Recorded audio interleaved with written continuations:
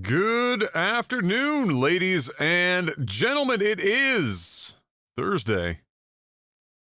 It is February the 13th, 2025. It's another technicalalpha podcast. Glad you could join us today. Hope you're having a good one out there. It is cold as fuck in this bitch. I am freezing. My nose is actively running, sitting in this room right now. It's fucking cold, and the weather can't decide what it wants. Outside here in Halifax, Nova Scotia, it is a complete and utter travesty outside right now, but if we're lucky, we won't have to shovel too much of it. But that remains to be seen. Got another great show lined up for you as always. Why is Mr. Black? Wait, what the fuck? Why are you? Hold on. Let's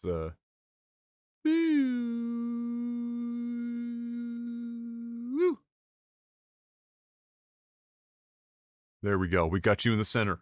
We were only seeing half of you. You're over here looking like a Phil Collins album cover. Get you back in frame. Jeff is blue. He's always blue. That's the white balance of his camera is perpetually blue. Blame his walls and his webcam choosing that to be the gray. And ignore the fact that there's lots of other gray objects in the room that camera could be choosing. But it's saying, fuck you. I'm choosing the walls. So Mr. Black is perpetually in an aquarium for the rest of his life. Looking like a goddamn gusher in this motherfucker. Got another great show lined up for you today as always. Not a lot of news this week, but some stuff to talk about. We'll shoot the shit, do the usual, and keep you guys occupied during your commute to work, or from work, or at work. Somewhere in between. Either way. Before we get started, Mr. Black, most important question of the week. How was your week? Shit. Great. Pretty shit week. Pretty shit month. Oh. The whole month's been cooked. All right. Is there any this week? I mean, one could pick many reasons. But all right. What is it this week? I don't even know where to start. I actually just don't even know where to start. Okay.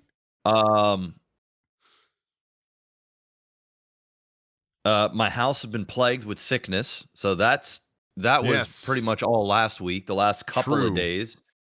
It's the reason why I left the podcast last week. Paramedics were at the house, so I had to dip. Jeff is currently finger banging his microphone. There we go. We're good. I accidentally clicked the phantom power button.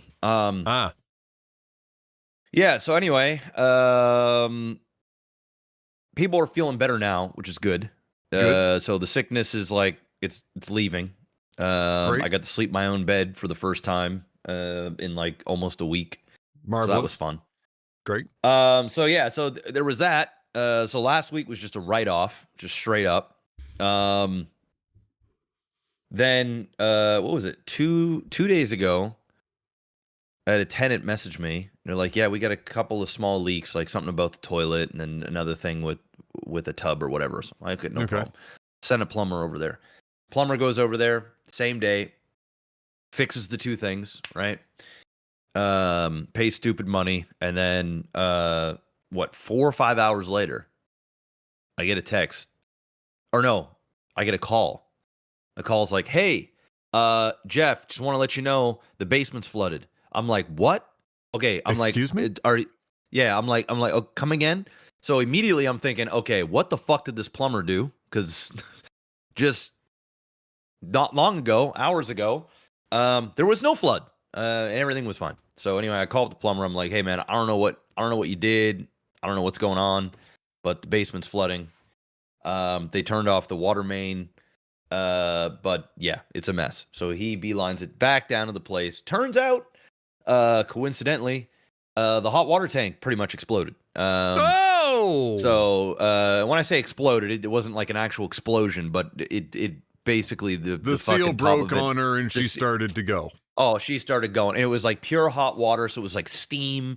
It was just like basically it's a fucking meme, bro. So anyway, so then I'm like, oh, okay, great. This is fantastic, man. This is fantastic stuff. And you know, these guys already feel bad because the rent there, bro, they're paying $1,400 and what was it $14.75 a month. Right, that is dirt cheap right now, bro. It's for house. Yeah, that's almost a full grand below market for a house at this point for rental. Yes, a minimal 700 below market, as is like just so obviously because the rents are so low. You know, it's not like I'm swimming in a fucking pool of riches here. In fact, it's quite the opposite. So anyway, I'm like, all right, it is what it is. It's my responsibility. I got to fix this shit. So I get this hot water tank put in there. Get a new hot water tank, stuff like that. It's a couple grand. And got the old one removed and shit like that. And it turns out now the flooring down there is fucked. Now, to be fair, this was actually my old place. This was like the place that you and I did Shadow of Colossus in. So the carpet down there was like old anyway. Like it was there since I was there. So I was like, okay, you know what? Fuck it. Like I'm just gonna replace the whole shebang. So then I hadn't even been in this house in like outside of changing the locks. They had an issue with the door handle and there was some weather stripping that needed to go on the back door. I haven't really been in the basement or in the house as a whole. Like I've only kind of seen like the main level. Everything's fine. Like they treat the place fine. Everything's good there. But then I'm like, man, these fucking carpets are just this ain't it. This ain't it, right? And of course, they're not going to say anything to me because you know the rent's so fucking cheap. They're like scared shitless that like they bring up too much, bro. I'm just gonna be like, all right, bye. You know what I mean? And then bring in people that pay $1,000 more a month. Yeah. Yeah. So anyway, I'm like, all right. So I ended up working something out with them, and now I basically am redoing all the floors except for the main level. So the upstairs, all downstairs. Yeah, and I had already, as I have a new patio that's being built, front patio that's being built there already as well. That was already gonna happen, right? So now I'm like, oh my god, now I've got the amount of money that I've fucking dumped into this place in the last. Oh my god, bro, it's like, bro. So anyway, and then I went to go get this flooring. They won't deliver it in the house. They only do curbside. So I'm like, all right, fuck it, I'll do it myself. So I was out there this morning. I had to go order carpets for the stairs, and then I got the luxury vinyl planks for the actual floors.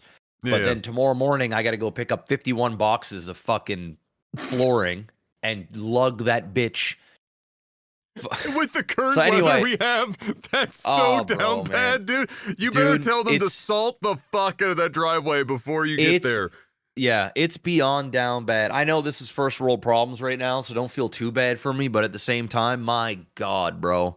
And then on top of that, the snow every fucking other day. And it's like, it's just enough snow that you have to deal with it. You can't fucking just like let it go because then your whole driveway is a fucking sheet of ice death. So like every other day, man, I'm out in the fucking -15, -16 degree weather, just freezing my nuts off. I got one side of my snowblower, the shear pin's fucking busted in it and it won't come out. And I fucking did everything. So, like, half my snowblower's working, and then the other half isn't really fucking doing anything. And, yeah, so anyway, this whole month has been ass. Ass! Just fucking ass cheeks, bro. It's been fucking absolute ass cheeks.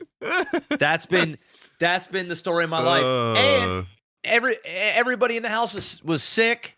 I'm, like, in a fucking room by myself trying to, like, be the only one that can actually go out and get shit done and do shit. Yeah, this month has been ass, bro. It's been really fucking bad. It's depressing how fucking shit this month has been. Nothing's going right, man. Streaming's ass. fucking the fucking water issues, sickness.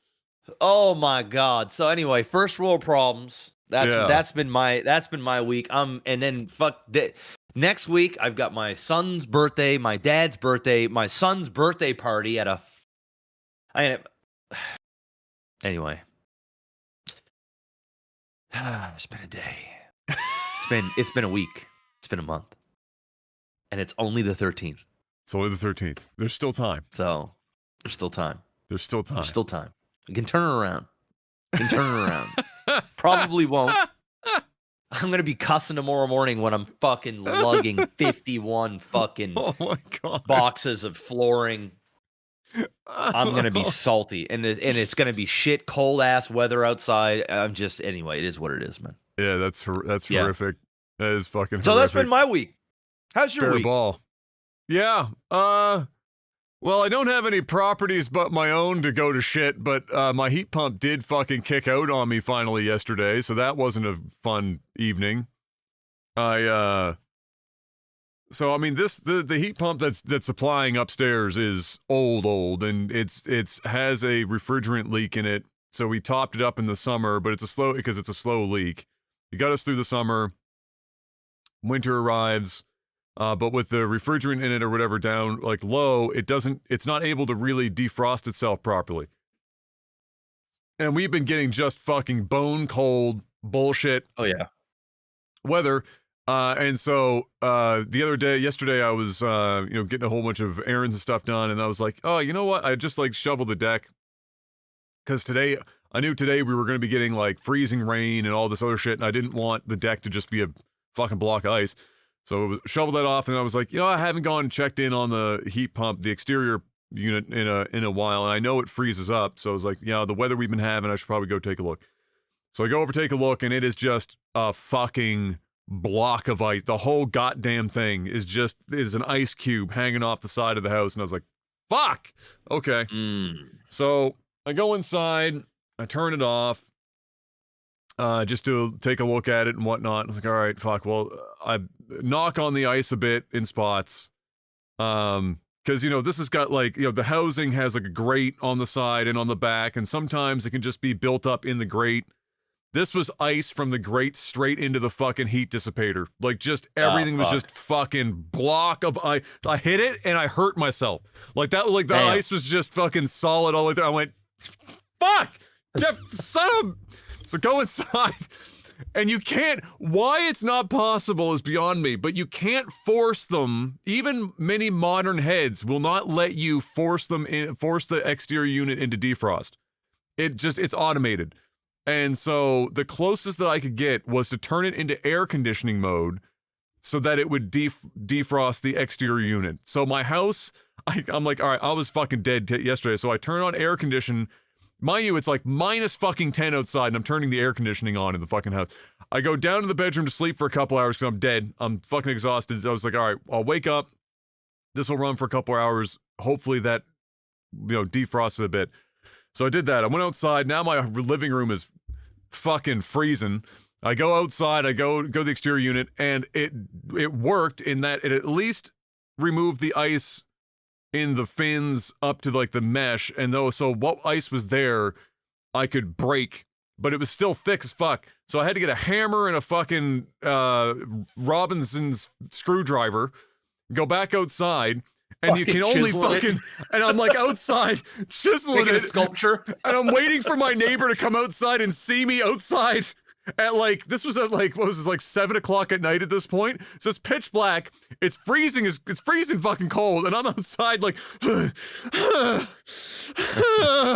trying to chisel this goddamn ice off the side of this bitch, and I'm lamenting the whole thing because I'm like, I don't have $10,000 right now, I don't have $10,000 right now, I was like, I gotta get this bitch working. So I'm out there for 2 hours in total, getting the ice out of this fucker. And when it's finally cleared, and I am freezing cold, I can't feel my hands anymore, I'm done. I clean the whole bitch out, I go inside, I turn it on, and now there is something, whether it is trapped ice or something else, two things happen. Either one, there is trapped ice behind the enclosure where the motor is, that is now vibrating inside of the enclosure, and it's causing the unit to violently fucking like to the point where I didn't want to leave the thing running. Or when it was so full of ice, it expanded in behind the enclosure and fucked something. And now that I've cleared the rest of the ice, it's fucked. And so one of those two things. But it's on the side of the enclosure. I can't touch it. That's where all the electric is. That's where everything. I can't fucking pull the thing out. So at first I was like, oh, maybe it's ice in the fan where it's throwing the balance of the fan off. So I go inside because there was some ice buildup and stuff. I get a fucking letter opener because it's the only thing that can fit through the grate in the front of this fucking goddamn thing. And again, I'm outside, just fucking the front of the thing with a freaking letter opener for another 45 minutes, cleaning the fan up, blowing it and shit. And I'm getting fucking dirt and shit in my face, and I'm fucking freezing my tits off outside, fucking like 9 o'clock at night at this point. I get it all cleared. I turn it back on. Nah, that bitch is vibrating so bad. That I was like, it will break itself. If it's not broken already, it will 100% fucking break itself.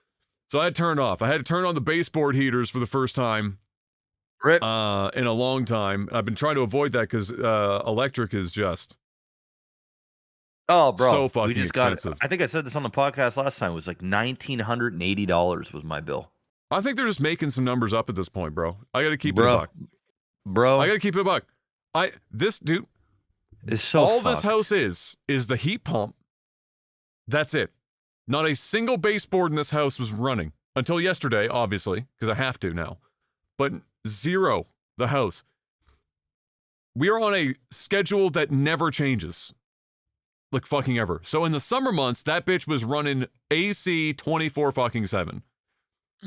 Winter months, the house keeps heat better than it keeps cool. So in the winter months, the house comes up to temperature, and then the heat pump is mostly just on fan. It's not even putting out hot air. Yeah. It's just putting in fan mode.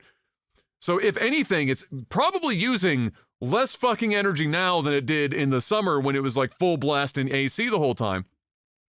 But even then, the difference in the bill between the fall bill and then this most recent one, where nothing else has changed. I stream the same amount. We literally use the oven to cook every fucking 3 days. M does the laundry twice a week. Like, we are on a tight schedule. Nothing is on. The bill went up like over $200 in one pay period. I don't believe them. They're going to tell me that I magically, like, you go on the thing and it's like, because it's the winter months, it looks like your heating portion of your bill went up. Like, no. It definitely did not, because only one heat pump for the whole goddamn house. No other fucking thing running heat in this house but that one heat pump. You're going to tell me that it randomly ballooned our bill by like 25, 30%? It's a fucking They're making shit up, bro. It's an absolute monopolized scam. That's what it is. We sold it to an American company, by the way. Genius. Oh, I know we did. Genius maneuver.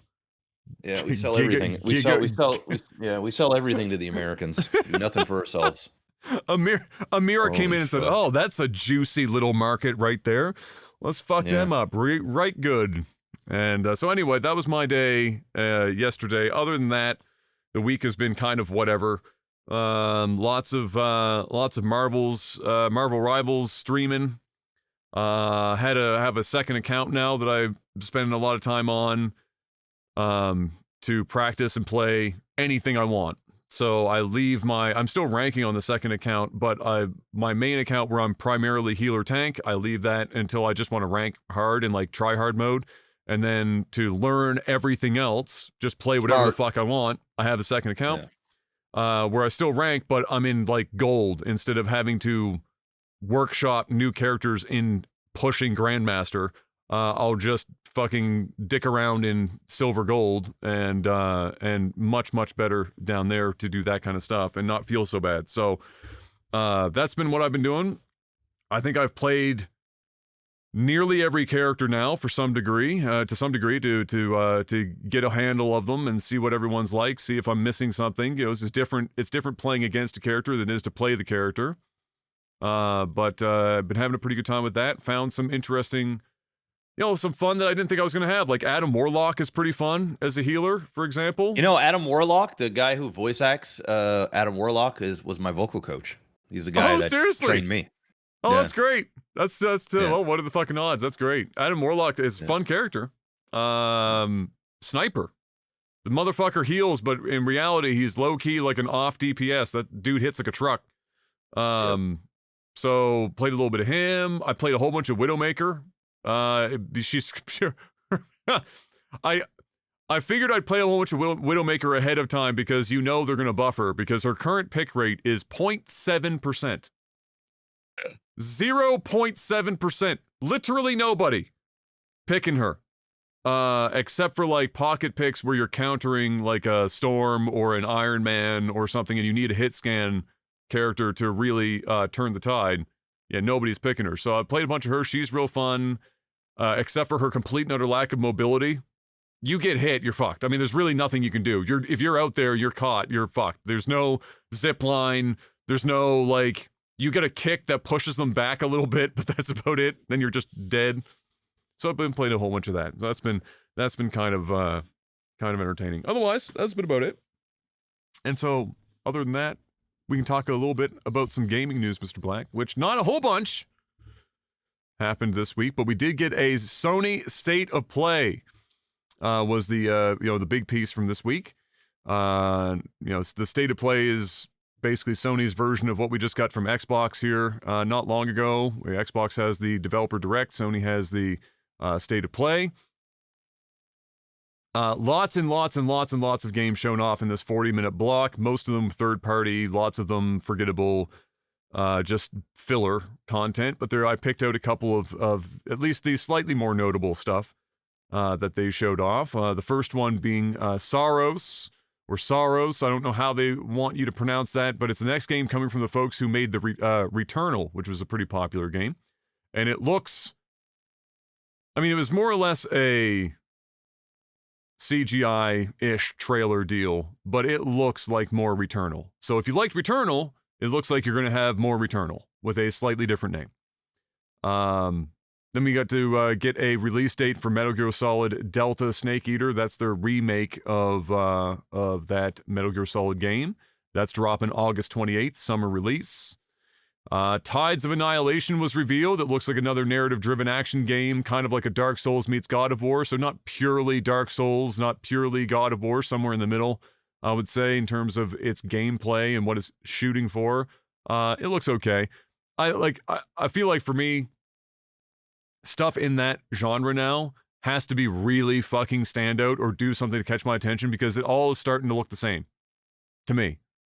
The Dark Souls formula got so popular and so many people were doing it, and it's not necessarily that many of them are bad. It's just that they all start to look and play so similar that you have to have some sort of special, that X factor, that special sauce to really catch my attention at this point. I don't necessarily know if I saw it there, but it looks like it could be a pretty decent time, at least from the little bit we saw.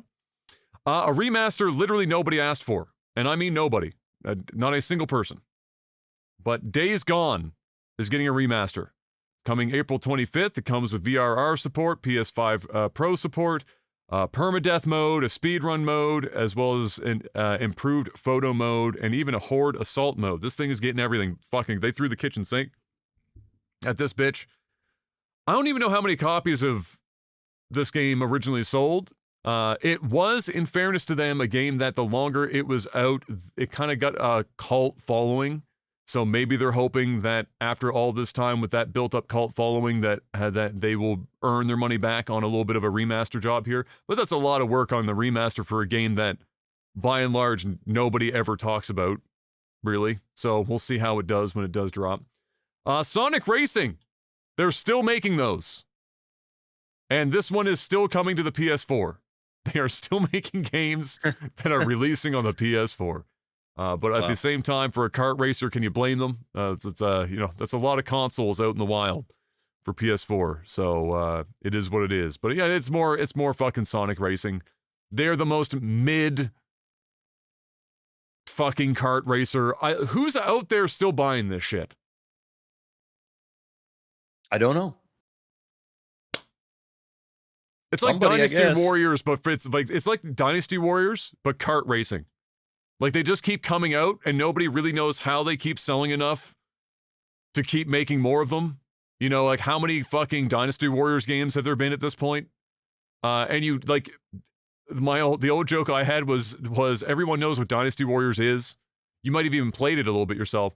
But do you know anyone that has purchased a Dynasty Warriors game? Like, No. They're out there clearly. They're there. These people exist. I mean, I have some Dynasty Warriors. Yeah, you definitely got a few. So, not on my own accord, but just in bundles and shit that I bought. But yeah, no. Yeah, they just never stop coming. They just keep coming. Much like these Sonic racing games. New one's called Crossworlds, by the way, and it looks a lot like another fucking kart racer. So there you go. Stellar Blade is getting some more minor DLC, and the PC launch window has been locked in for June sometime of this year. So you can get your just above average action game Goonery on in beautiful 4K on a PC. So you too can see the main character's grandchildren straight through her pants while kicking some ass at the same time. There's nothing wrong with a little bit of just above average action, Adam. It's true. Sometimes you get the consistency, right? That's it. Just consistent, just above average action is That's better it. than once in a blue moon, It's yeah, why not? It's better than getting fucking absolutely mandingoed down, or getting fucking. I don't even know what the opposite of that would be, but slightly above average. All right. One of the cooler looking games I saw during it was it's coming from the folks who did the recent Streets of Rage 4. Which was very well done, very well received, and sold very well as well. It's Shinobi Art of Vengeance, which is the Shinobi franchise is actually very old, similar to a Streets of Rage kind of a situation that some of you might know about, but it was shown off, and I gotta be honest, it looks pretty fucking well done. But Streets of Rage 4, shit, that was really well done, so if they do that for Shinobi, I'm sure people will be quite pleased. Do you thinking you have one back there? You looking? You got Shinobi hiding back there? Yeah, I think I do.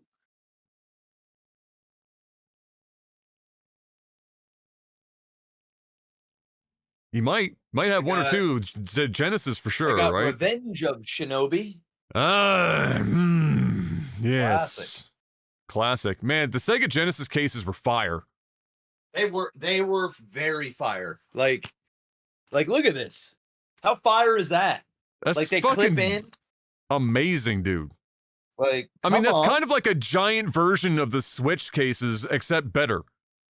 And it keeps all your shit in good condition because it's like, yeah, it's all fitted in there. It's exactly the right plastic to fuck the dolphins and save your games. Exactly. Fuck the dolphins.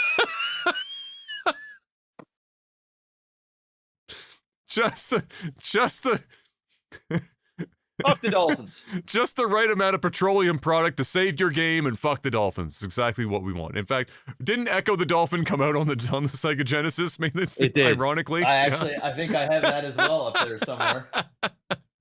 Shit ass game too. Echo the Dolphin. Shit. Yeah. But there you go. So yeah, I mean, hey, Streets of Rage 4, they did a fucking banger job with that. And Shinobi looks like it's following in the same vein. Very well put together game by the looks of it. And so maybe keep an eye out if you're in that if that's the type of shit that you're into. And then we've got more Monster Hunter Wild stuff. They just showed some more of the game off, obviously, and whatnot. I gotta be honest. We've talked about like the plight of the modern game where games seem to be somehow looking shittier as time goes on. Monster Hunter Wilds might be like the one where the average gamer starts to finally notice it.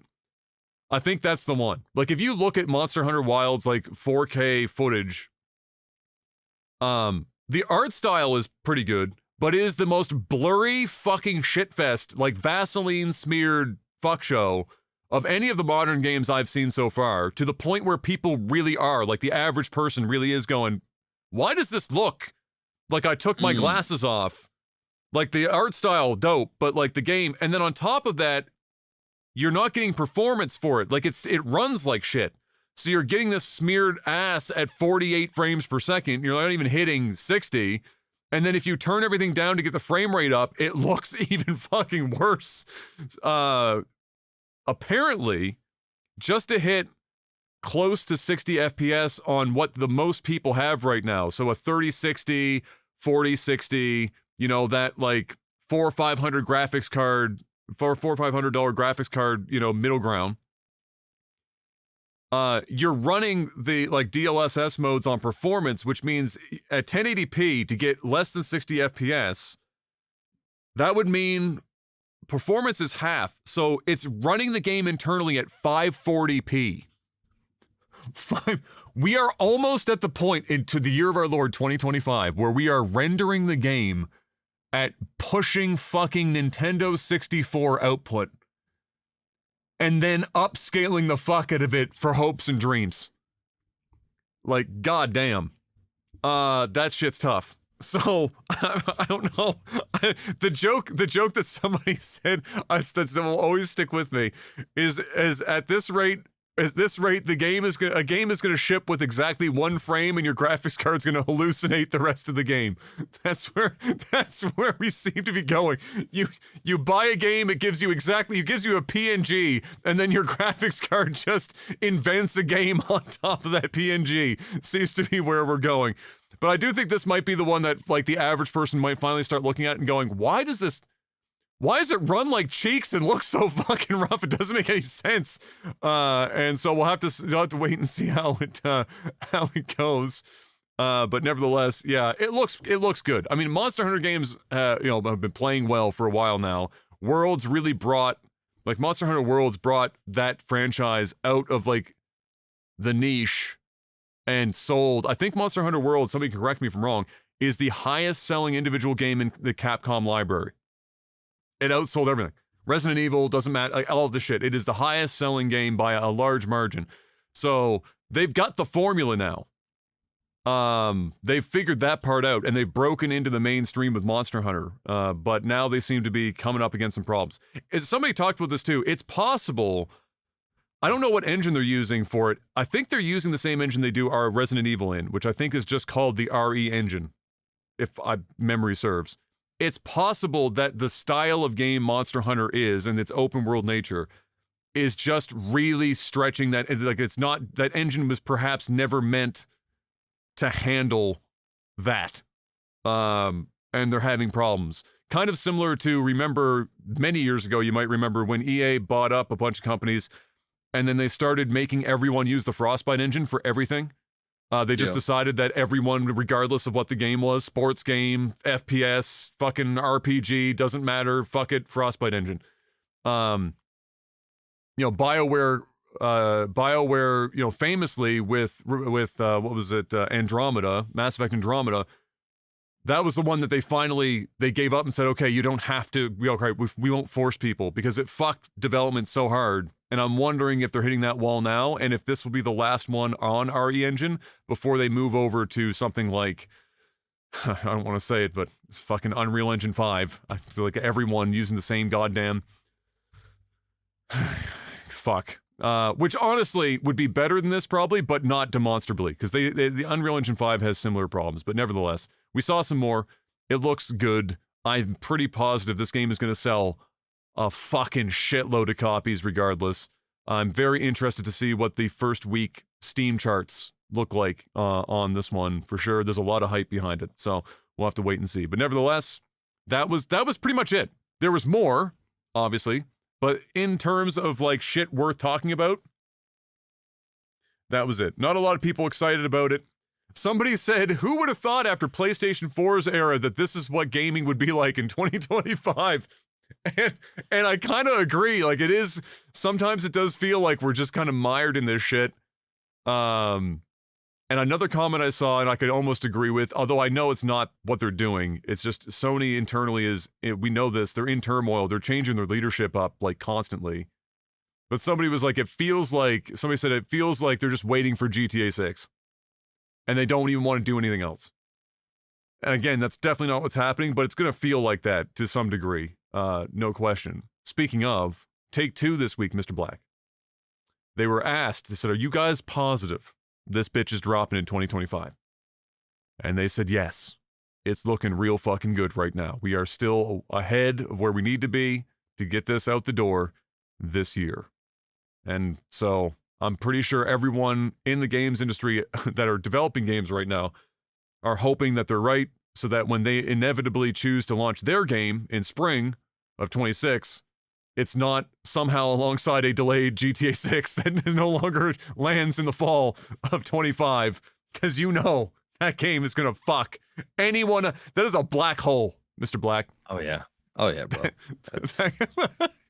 The world, do you know how many people are going to call in sick to work for like the whole weekend? Like the amount of time off for boss, it's going to be like COVID.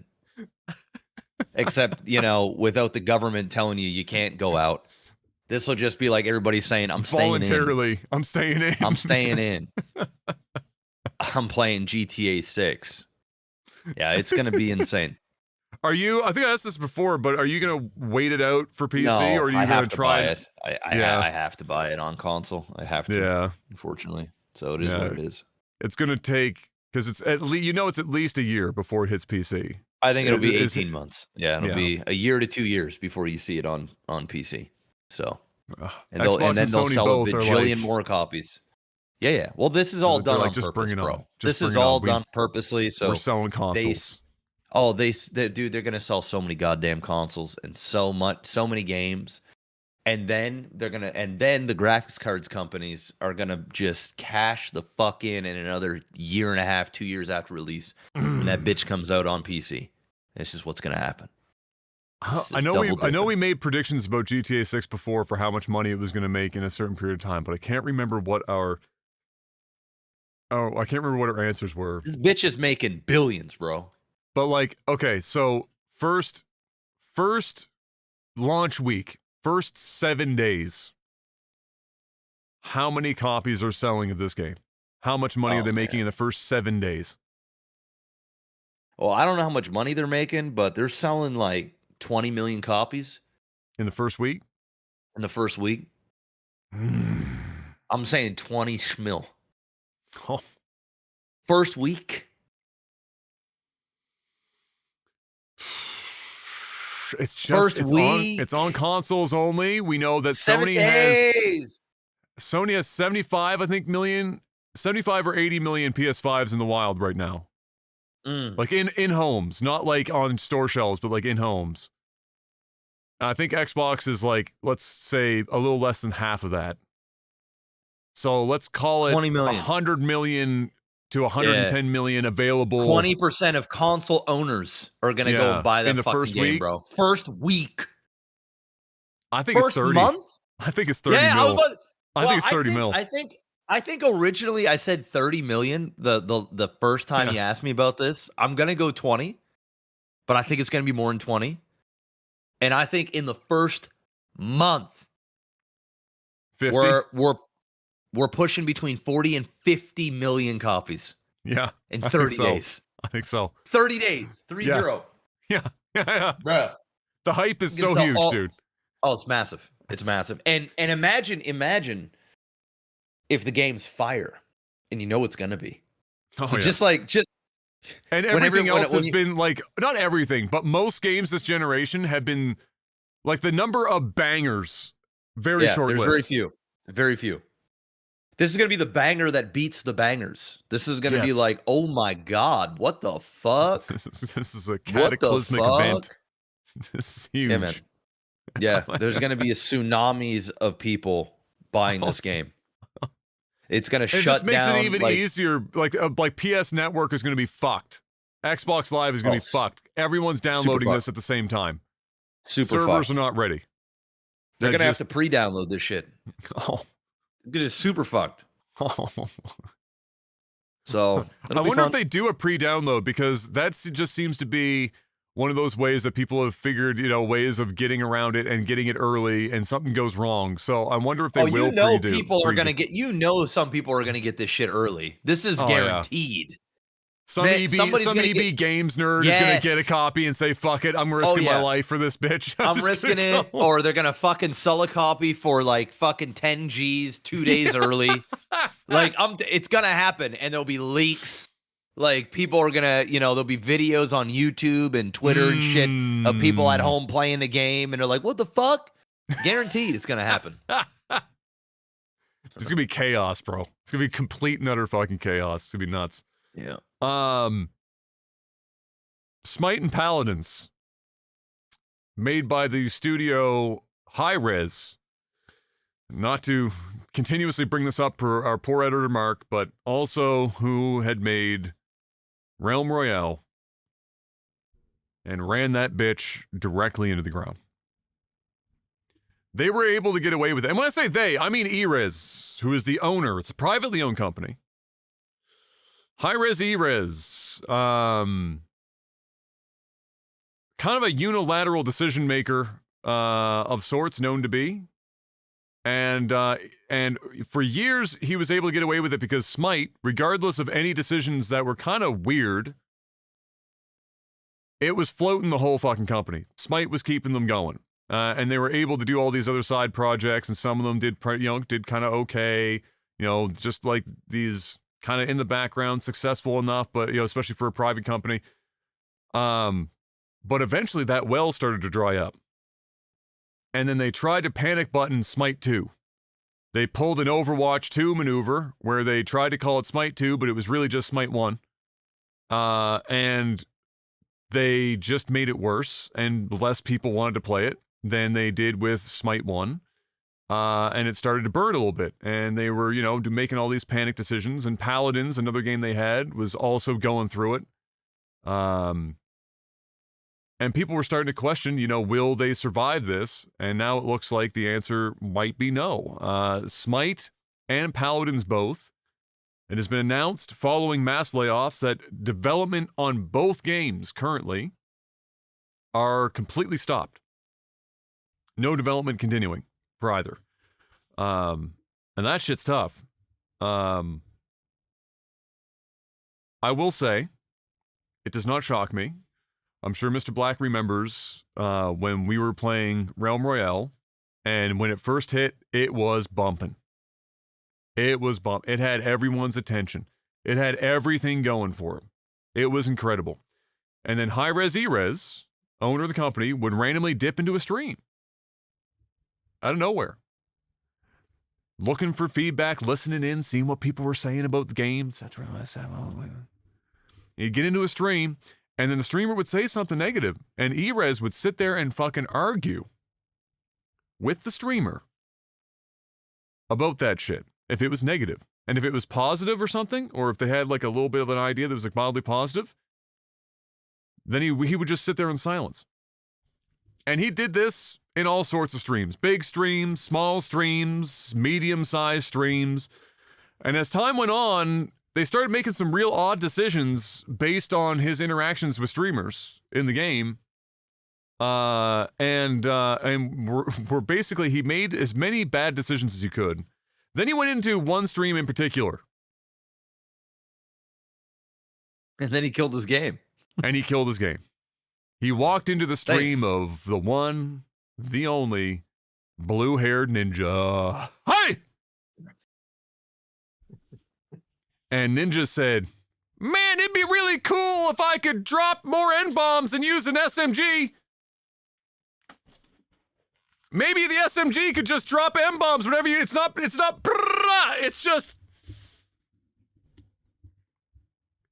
Ninja and just wanted another Fortnite. And they were he like... wanted Fortnite. Oh, you wanted Fortnite. And they're like, yeah, we can do that. Patch. Dead. And Ninja never played again. They're like... No. Ninja say, why'd you patch this game? I didn't... Bye. Back to Fortnite. Everyone's going... My man said, I want machine guns. He said, done. And then he never played it again, and the game died. It was the fastest death of a fucking popular game on Steam I think I've witnessed.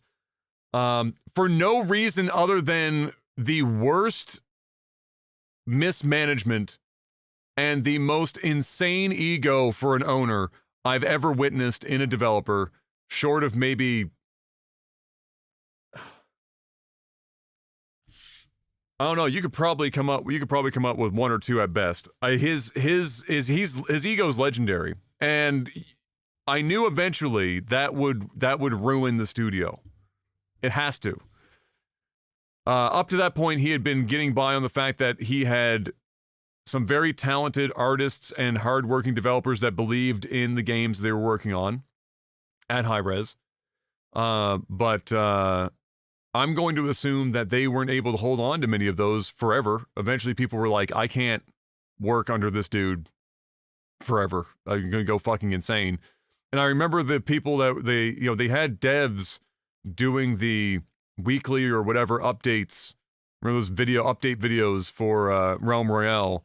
And they just kept getting sadder and sadder sounding. And then instead of 2 of them, there was only 1 of them. And then it was just over. It was all over the crying. And then they did like a resurrection play with that game where they tried to bring it back from the dead. Yeah, no, it was all bots. Just nothing but bots. It turned into ass. Like, it was so fun, and then it just died. So they it is had what it everything going for them. But now it's spread, and unfortunately, rip, Smite and Paladins both, biting it big there. Both actually well-loved games. So to fuck those up, you really have to fuck it up. And unfortunately, that's the way that it seems to be going. So, you know what? Best case scenario here, it's a temporary period of no development as they pivot to something else and figure it out. You know, Blizzard is still dumping lots of money into Overwatch 2 right now as well. I actually don't have that in here, but they're bringing back loot boxes, Mr. Black. Ooh, they made a big trailer. Big trailer. We brought back loot boxes. That's it. I'm sorry. Overwatch, you're dead. It's over. It's over. And conveniently added a bunch of like Chinese themed everything because they're relaunching the game in China again and bringing back loot boxes at the same time. Yeah. Big surprise. And I got to be honest, the skins look like shit. They look terrible. The fact that they made a trailer where the central pillar of the trailer and the hype factor was bringing back loot boxes should tell you everything you need to know about the current state of Overwatch. Shambles. Yeah, that's what I'm saying, right? I mean, the reality is, the sergeant said, I wish they put half as much money into StarCraft 2 co-op maps as they do into Overwatch 2. The reality is that even, unfortunately, just by virtue of the amount of people that are still willing to play Overwatch, because of the style of game it is, it's always going to make more money than StarCraft, but it is brutal to watch them try to flounder around with Overwatch 2 and save it. But now that they had so much time, Mr. Black.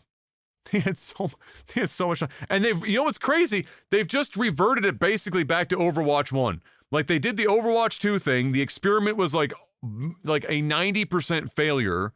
They reverted nearly everything back to Overwatch 1, and now we're just back at square one again. But in all of that time of fucking around and finding out, what happened? Marvel Rivals showed up on the scene, and that game buries Overwatch in just about every way you can imagine. The only thing that somebody might say is, I just prefer first person over third person. That's it. Everything else about Marvel Rivals as an experience, gameplay-wise and otherwise, is infinitely better than it is in Overwatch. So, they're fucked now. At best, they're shooting for mediocrity. And so, Godspeed out there in those streets. Those devs working hard on that game. The morale is going to be low, I have to assume. So, all the best. Godspeed. But you're up against it right now. Everyone's up against it. Marvel Rivals is crushing it. What is, just out of curiosity? I just want to see. Okay, so let's see. So we seem to be finding. So Marvel Rivals will, continue to, the honeymoon phase will drop a bit, and we'll find a nice happy medium. But for now, Marvel Rivals at this moment, just on Steam, nothing else, not Xbox, not PlayStation, not nothing, just Steam. 224,000 people, with a 24-hour peak of 331,000 people. It all-time peaked in January at 644,000 people, just on Steam. Yep. It is in full-blown destroy everyone mode right now.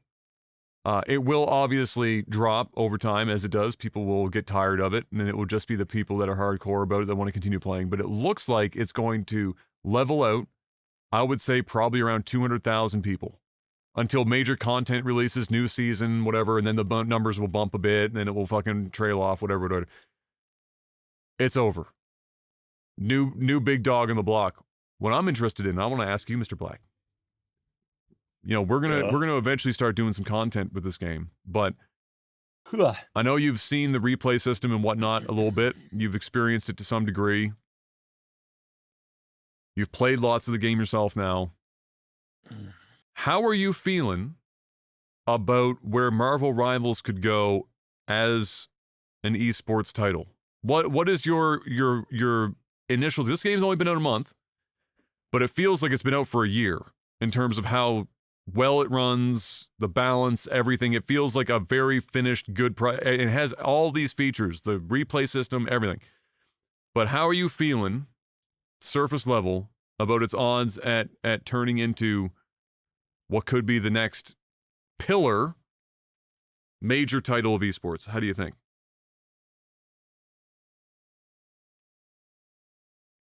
I don't know.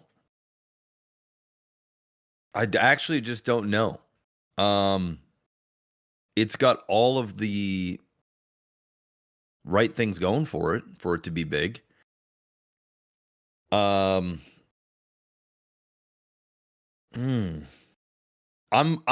teetering on more of the side of yes than no, but I'm not fully sold on another. I mean, how many esports can you have? How many games can how many teams can keep getting into all these different games and actually, you know, making it big? It'll be competitive. It is competitive. But to see like full-blown esports where it's like there's big money, big tournaments, like League of Legends type shit. I'm not fully sold. I still think the game is a little too new. Early to make the call. But I think if they can keep the same momentum for 6 months, then yes, it's a done deal. Because, you know, at any time, they could put out a patch and destroy this game. You know, they just could. You know, also, I don't know exactly what the licensing is like. And Marvel can be a very litigious company. And you never know. Like, how long does the licensing go for? What exactly? You know, these are huge beloved characters. If it wasn't, I mean, it's hard. I don't know. Maybe Marvel just gets behind this completely. You know, maybe they start asking for way more money, like on renewal. You know, Marvel is just known for this type of stuff. Now, I have no idea what their deal is. Is obviously they're licensing the IP and the characters. I'm gonna say yes, but I'm not 100% sold yet. It's got to get to that 6 month mark. Get to the 6 month mark, and we'll see. I'm in a similar boat. I think it's plain to see. Anyone who's done any amount of casting of any game at all can see that all of the tools, everything is there. The replay system is so fleshed out. The production quality possibilities for an esport around it is fucking huge.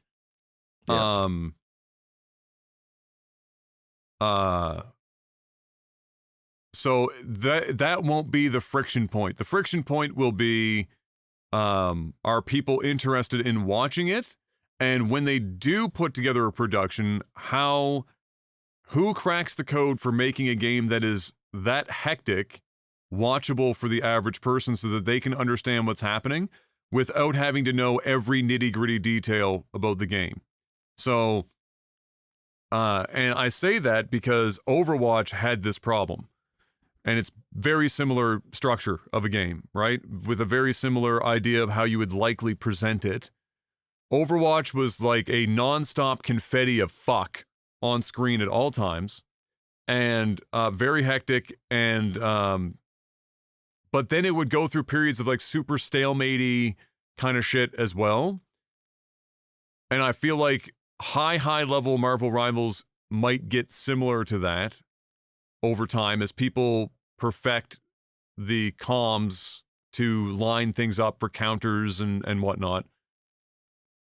But the reason why StarCraft did so well for so long and is considered the grandfather of esport in general for the modern era is that at a high level, just based on the fact that you're looking down bird's eye view on what's happening, it's a war game. Most people understand the win condition is wipe your enemy off the map.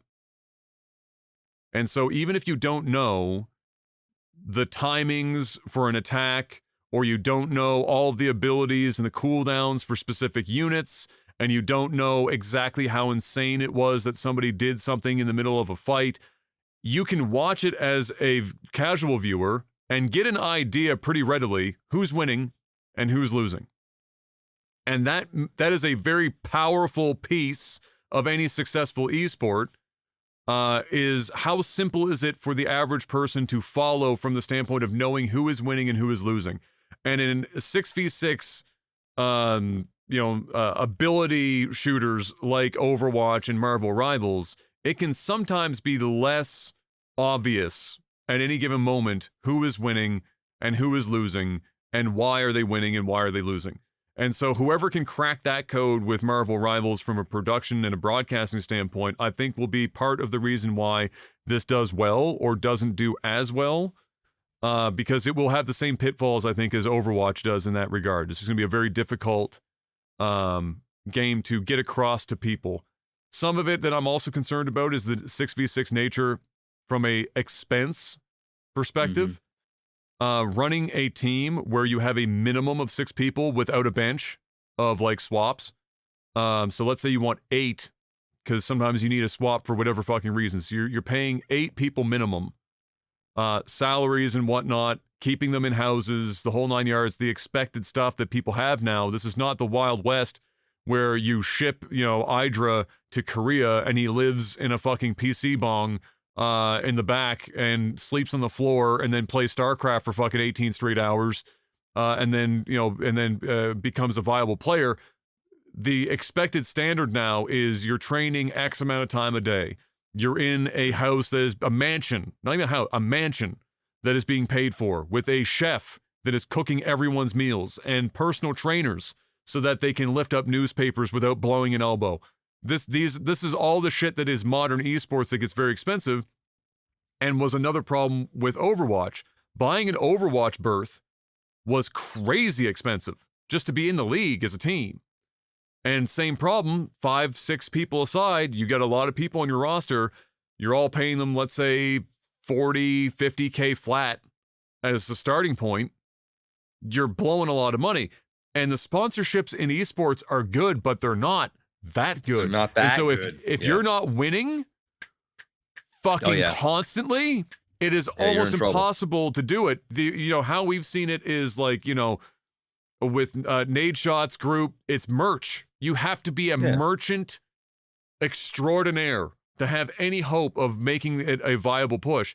Because until North America and Europe adopt similar ways that they do it in Korea, where you have national telecommunications companies fronting this shit and sponsoring, SKTT1, SK Telecom, and others doing that stuff, because at a national level, esports is taken more seriously and almost like an actual sport. It is so expensive to put a team together like that and be very difficult. So those are the things that I'm worried about with them. I'm not worried about the game itself is obviously the game's great. Ready to go. It's great. It is ready to fucking go. It's all the extra little peripheral things. They're already setting up tournaments. You hit gold, they'll let you go into qualifiers. They're already there. They're doing it. I think here's my question for you. Because of the 6v6 format, the modern esport landscape, all that stuff, in the past we've said that it is almost always better if esports start grassroots and then get support from the company and not be built by the company wholesale, that feels like it might be more difficult because of licensing in this instance, like you were saying before, because it could be like a Nintendo thing where they don't want you to fuck with their shit doing tournaments, but maybe they do. But either way, do you think that for this game, it is more sensible for them to attempt to do it themselves, or do you think you try to let somebody else do it first? How do you think that might play out? I don't know, because it all depends on the company and what their experience is in running these types of things. They obviously understand competitive stuff, and they understand what as viewers we want to see, judging by the replay system and the attention to detail on many, many different things. But it's a whole nother can of worms to quite literally open up an entire esport and run it like Blizzard ran. You know what I mean? Like Blizzard shit the bed with Overwatch, right? They created Overwatch League, and it wasn't good. But Blizzard did a good job with some of their other esports until their heart wasn't in it anymore, and it was mainly because of the money. I think right now, trying to push for a big esport with Marvel Rivals is a bad life choice. I think right now, you do the grassroots way. You enable all these content creators and players with all of the things and see what they do. Yeah. And see what works. So that way you kind of sit back, you keep developing your game, you keep releasing these characters, you keep listening, you keep patching, you keep doing that. You do not need to try and make a big esport 3 months into this game. They just need to let the creators do what they do. And if there's a demand for it, it will just come up. I'm also not completely against them not having an esport altogether in the traditional sense of having these teams, and like you said, very expensive, but instead have a couple of large events a year where you start getting the biggest players, well-known players, streamers, people that are on the top of the leaderboards because they have all that stuff there, and you make an invitational for all of these players. And you create a spectacle, and a tournament or whatever, an event, and there doesn't need to be millions and millions of dollars involved. It can just literally be the glory. You know what I mean? Find ways to make it exciting for the viewers and for the players, and maybe not get so serious as an esport, but still be serious enough that people want to tune in and watch their favorite players and personalities that are really good at the game, play the game, and celebrate the game. And I'd be okay with that too, because I'm typically not an esport watcher, even though I'm a competitive player and stuff.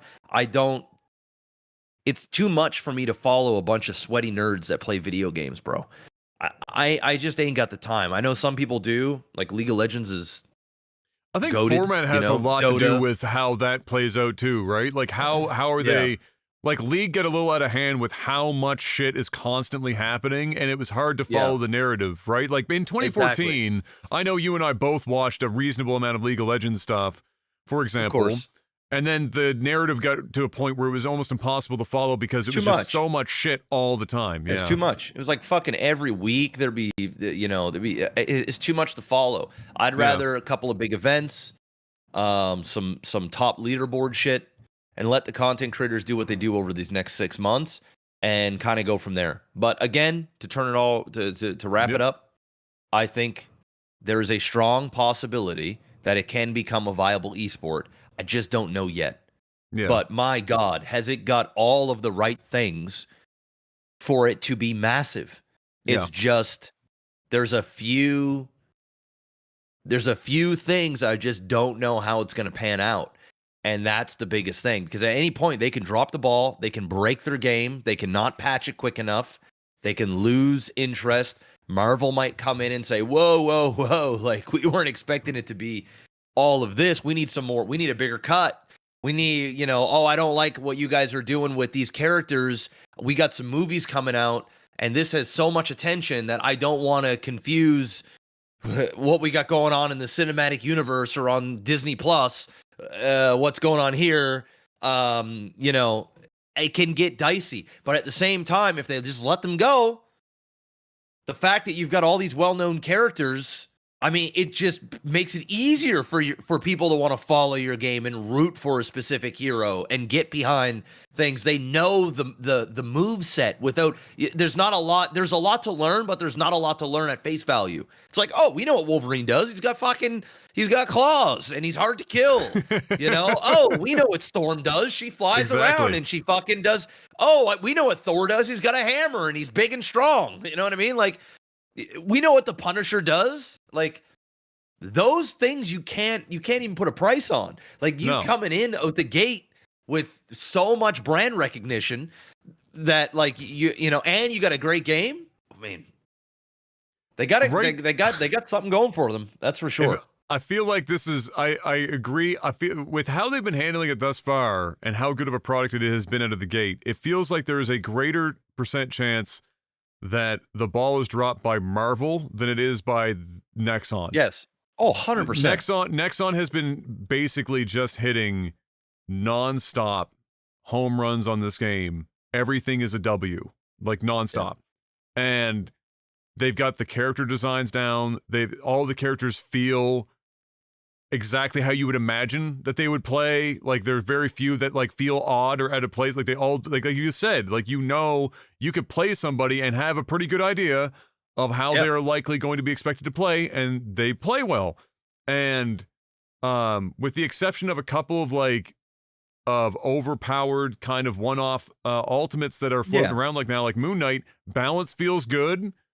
Everyone is strong, which is that's part of the League of Legends method. If everyone's strong, then balance is easier. You just make everyone strong. You don't try to over tweak.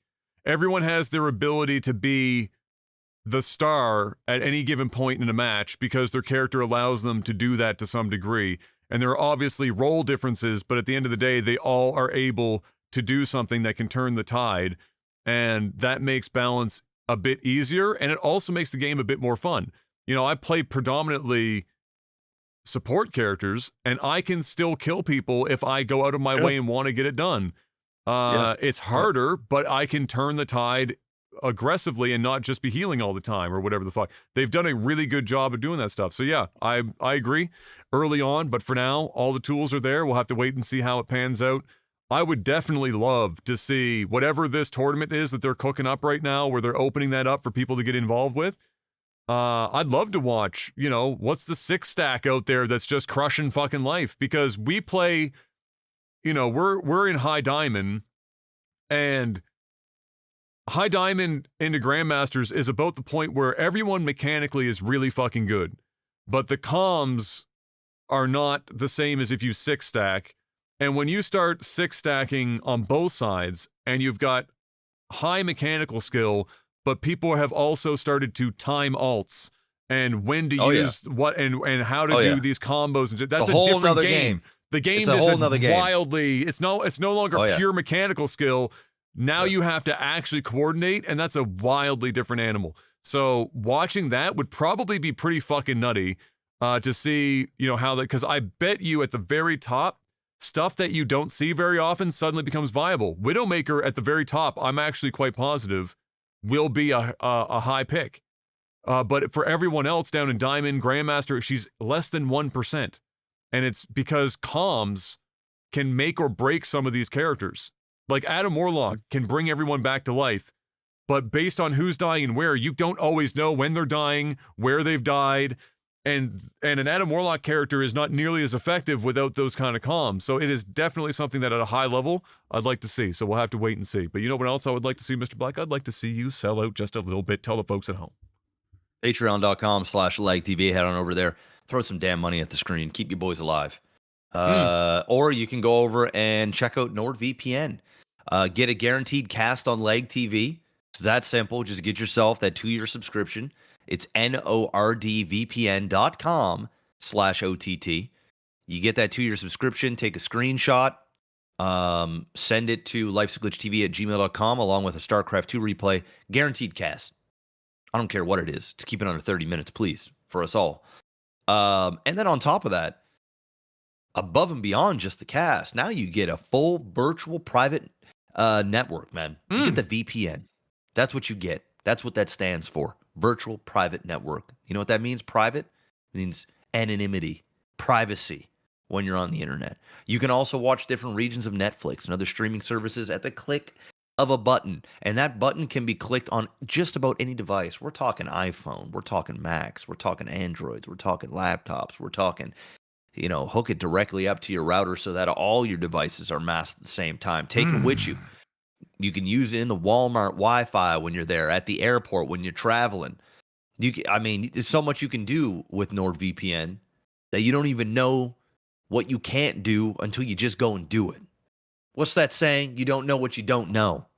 Well, I'm letting you know what you don't know, and you need NordVPN. So go check them out. It's nordvpn.com/OTT. When you use that link, huge discount. 70-something% off. Less than a cup of coffee a month at Starbucks. And I had Starbucks today. Cost me like $7.21 with $1 tip. Wild stuff. You can get NordVPN way cheaper than that a month. Just for a few bucks. You keeping our lights on. You keeping your internet, your devices, your information safe. And you helping out the sponsor? That's easy. 30-day money-back guarantee. If you don't like it for any reason within 30 days, they're going to give you a full refund. Boom, just like that. And you can use up to 10 simultaneous devices. So it's good for you and a small Filipino family on one account. So go check them out. NordVPN. Go head on over there. Make it happen. And now it's time for movies and we have nothing. TV. We have literally bro, nothing. Have you seen the viral clip that's been going around over Uh-oh. Temptation Island, Spanish Temptation Island? Uh-oh. No. Bro. You get when we're done this podcast, bro. Okay. I'm gonna send you this video. Okay. Shit's wild. Okay. Shit's wild. I mean, it's Spanish, so it's got to be wild, bro. Oh, the Spaniards are a passionate group. And it's like the old school Temptation. So Temptation Island first came out like years ago, and they used to do it live. So they used to have like there'd be the guys at one villa and the girls in the other. Yep. And all this shit would be going down, and they would be releasing these episodes and stuff like that. Well, this one's very similar, and it's like, bro, when they're watching the little diary session or whatever they call the bonfire or whatever it is.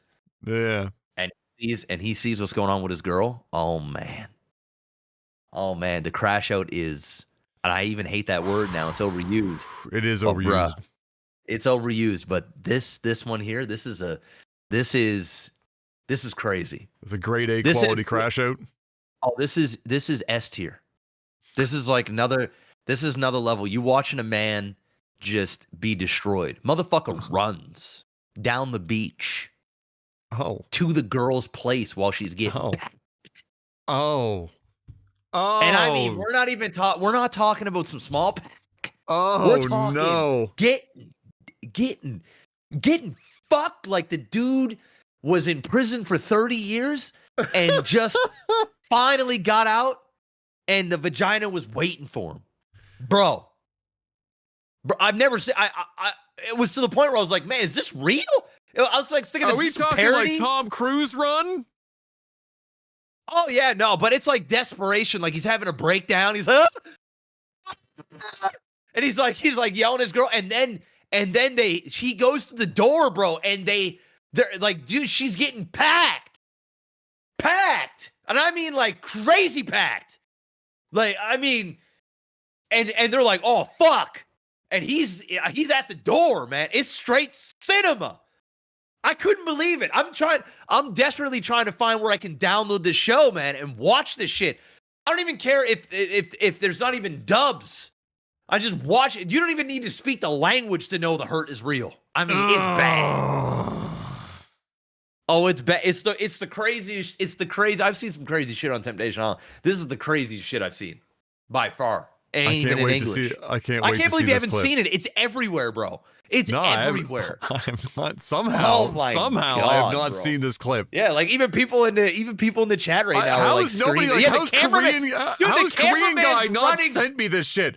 The cameraman's running with the dude. It's like dark, and they're like, dude, like production ain't ready for this. Like, what? This is off script. I don't know what's going on. This motherfucker's crashing out. I mean, it's bad. It's bad. He's having a nervous breakdown, bro. Oh, it's brutal, man. So yeah, for those that are watching the podcast, go on to YouTube or go on to Twitter and just look up, just type in like Spanish Temptation Island. You're guaranteed to get it. You're guaranteed to get it. I mean, it's nuts. Yeah, it's nuts. So anyway, I just had to throw that out there. Korean guy doing me dirty. This man sends me clips of damn near goddamn everything. This man been dropping the ball, not send me this fucking clip. Oh man, I should have sent you the. I showed Kayla. Like, we were in bed last night. I'm like, "Have you seen this?" She's like, "No." I'm like, Temptation. Oh, by the way, Temptation Island's coming to Netflix like next month, baby. Ah, it's true. Next month. And you know what's coming out tomorrow? Love Is Blind. I know. That one I had to watch on my own because I brought that up to Em and Em was like, really? Oh, come on, Em. Come on. This is great television, man. She's got to get it together. She's got to get it together.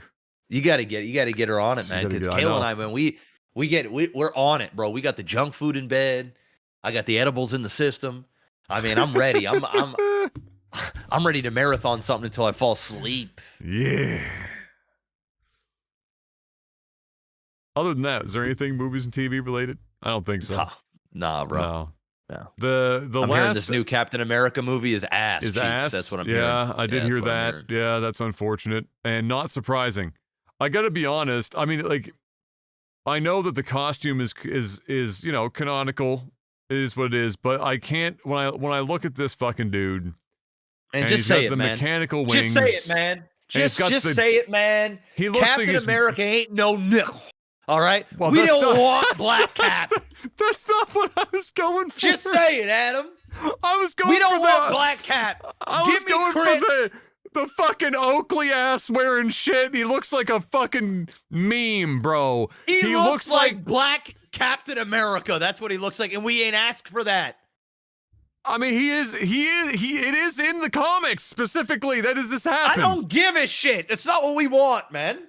Well, what I don't want is my Captain America wearing fucking cheap Oakleys. That's what I don't want. The dude looks like a discount fucking character, and he's supposed to replace Chris Evans' Captain America.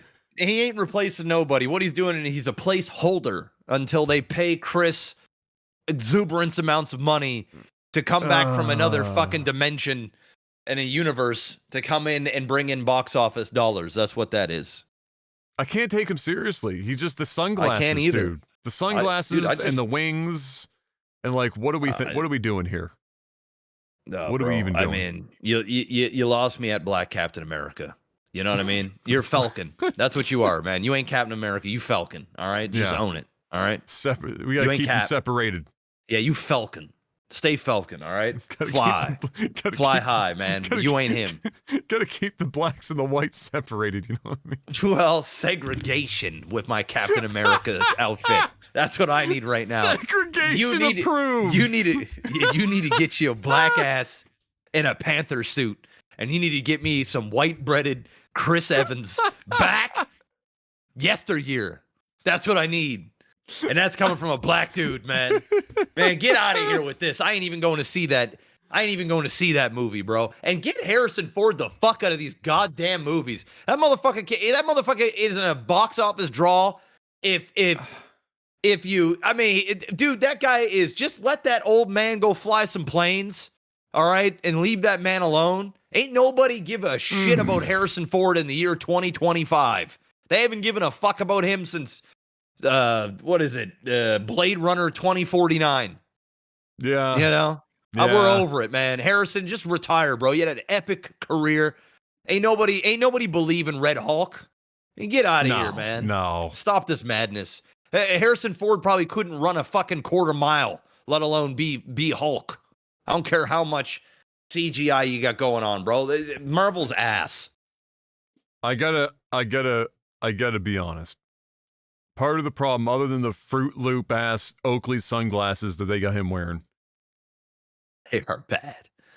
they are fucking horrible. You know what they remind me of? They remind me of like the glasses from like what's that kids movie? No, well yeah, but like the kids movie where it's like Spy Kids. Spy Kids. He looks like a Spy Kids villain. Yeah. He looks like a Spy Kids villain for fuck's sake. However, outside of that, I got to be honest. He's a great actor. He is the least intimidating. Well, for this, he's good. He's good enough for what he's doing with this. Okay. I mean, like, we're gonna pretend Chris Evans is a fucking like Shakespearean Chris god. Evans is a better actor than Anthony Mackie or whatever his name is. My God. However, he is the least intimidating looking motherfucker I think I've ever seen in my life. And I'm supposed to believe that he's taken the mantle of Captain America with those glasses, looking like that. He's too nice looking. He looks like the boy next door with Oakleys. He does not look like a superhero. I don't even think he looks like the boy next door. He looks like he doesn't miss church every week. And like he volunteers. He looks soft. He looks soft. He is soft, bro. I mean, he might be tough, but like, yeah, his look ain't it, man. I mean, geez. And even when he was in Pain and Game, when they were all juiced up, him, The Rock, and fucking Marky Mark, he wasn't even intimidating in that, man. No. He's got a baby face. Dude. He's got a baby face. He does got a baby face. And I'm sure he's a nice guy. He always seems soft-spoken and nice. Like, you know, and I'm rooting for brothers. You know what I mean? Like, go do your thing, man. But this ain't his pocket. This ain't it. This ain't it. Mackie, this ain't it. Sorry. You ain't him. Falcon is such a dog shit character, bro. I mean, it's bad, bro. Falcon versus Hawkeye. Who are you keeping? Man, I'm keeping Hawkeye, man. Get Falcon the fuck out of here. You know what Falcon is? Falcon is like a budget ass Captain America mixed with Iron Man with just black. and his budget. It's just budget, bro. It's just budget. It don't even make no sense. Why is it that he got the damn shield? I understand it's in the comics, but my God, bro. No. There had to be somebody else. There had to be. I mean, listen, Bucky would have been it, but Bucky becomes Winter Soldier. So, you know, that's out of the question. Maybe there is a string of the comic books where Bucky is Captain America. I don't know, because I'm not that much of a nerd. I'm not a comic book guy. Oh, dude, Bucky would have been infinitely better to become Captain America. Infinitely. It would have just made sense. You know what it is? You know, I don't even, maybe it's not the fact he's black. I think it's slightly part of it for me. But I think the big thing is I actually just think he is miscast for the role. Yes, I don't think he's particularly a great Falcon or a great superhero or a great anything.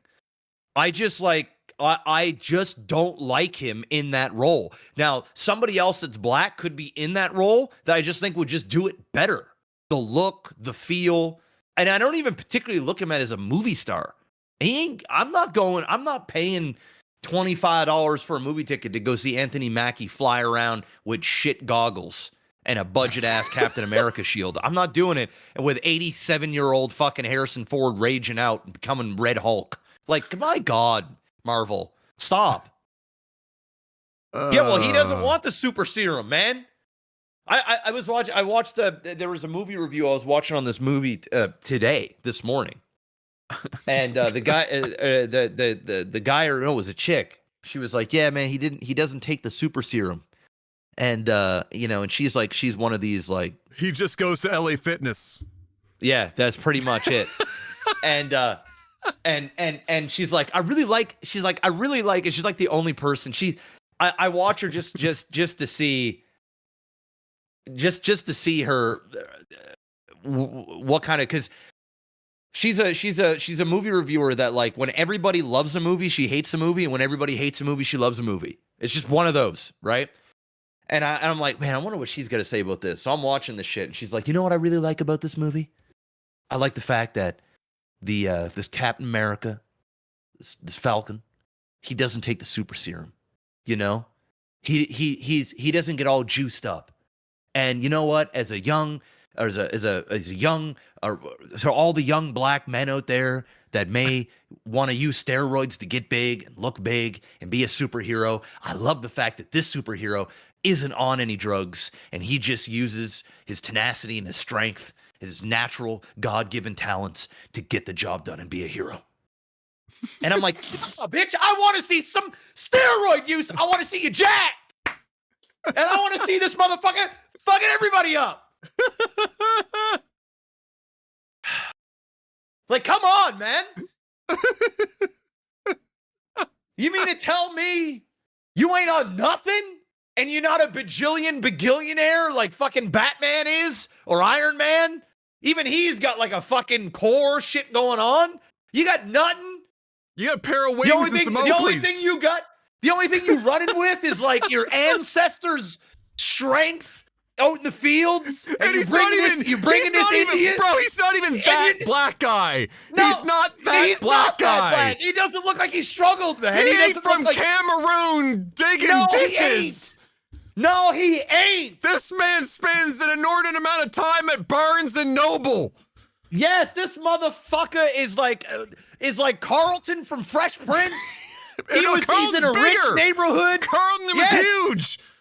He wears sweaters that he ties over his fucking neck.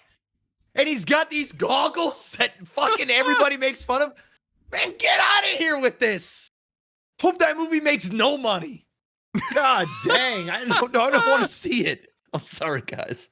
I'm going too hard on my boy Anthony Mackie right now, bro. Shout out to the brother, though, man. He's, I can't hate on a brother getting some shine. You know what I'm saying? But, like, let's be real. Brother, you only got this shit because Chris Evans didn't want to fucking do this shit anymore, man. That's why you got it. You got hand-me-downs, bro. You got your budget cap. Your black cap. Stop. It's like if War Machine ended up getting his own movie. Man, they do black characters so bad in fucking Marvel. My God. Holy fuck. I mean, Black Panther's a banger, bro. I mean, you can't fuck with Black Panther. Black Panther was a banger, but unfortunately, he passed away, and now we had whatever the fuck that was, the last movie, although it was... Better than this. Oh, fuck yeah. I mean, at least I gotta hand it. Black Panther was like a black experience, man. I went to the fucking theater. I left like almost not even liking my mom anymore. I'm like, why am I half white? I'm full black now. I'm full black, man. I went out, man, I left that theater full black. Dick grew 3 inches, everything. I was like, damn, Wakanda. I was on the internet looking for African clothes. I was like, God damn. Gonna get yourself one of them Kenyan hats. Straight up, I was dropping N-bombs for no reason.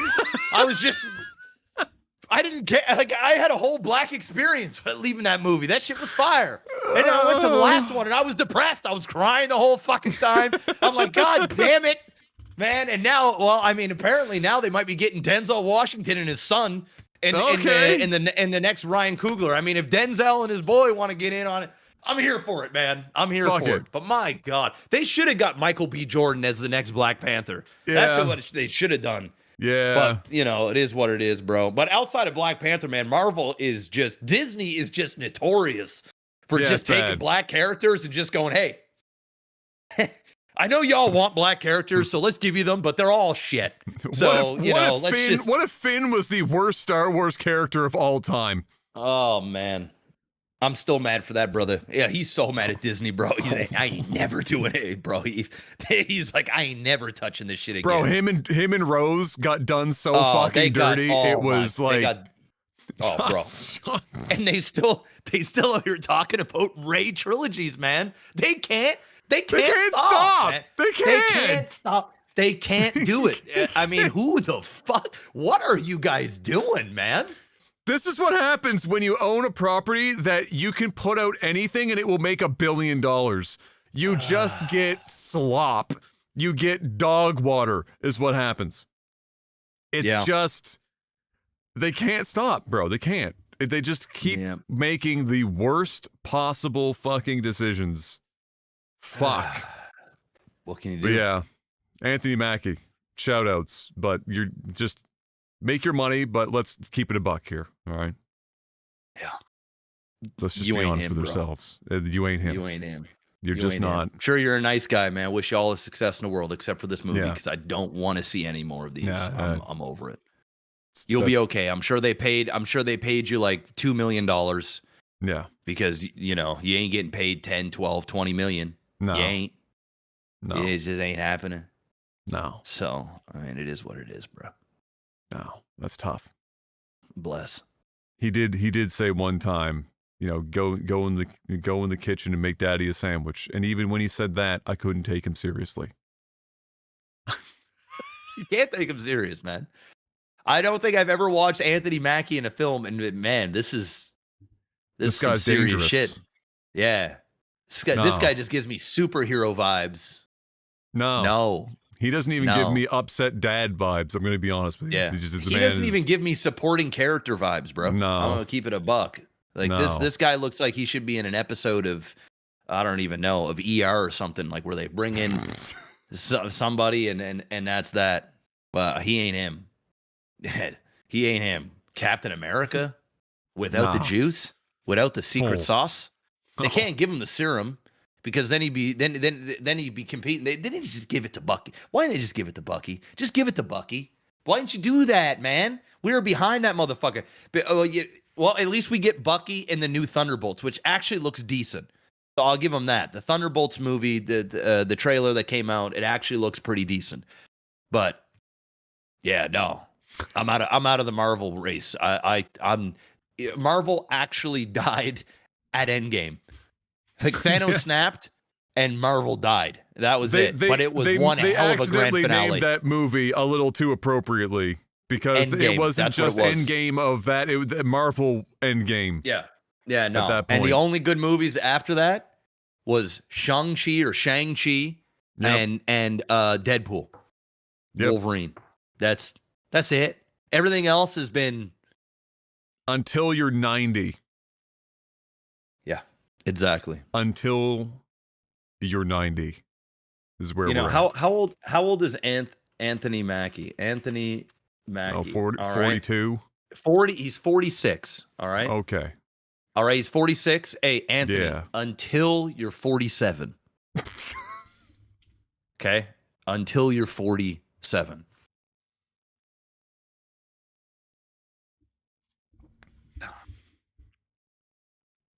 You know what?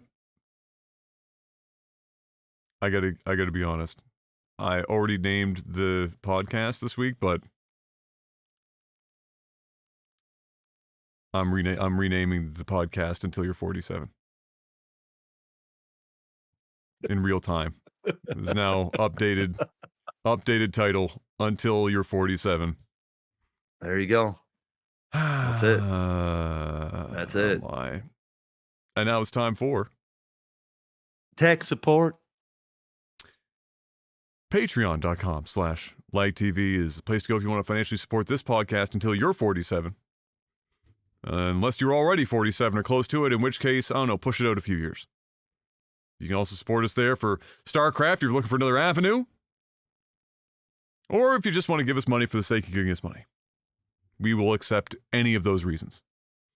For $5 or more a month, you get a couple perks. Chiefly, you can ask us a question on a post I put up on the Patreon page before each podcast called Tech Support with the number of the week that we're on.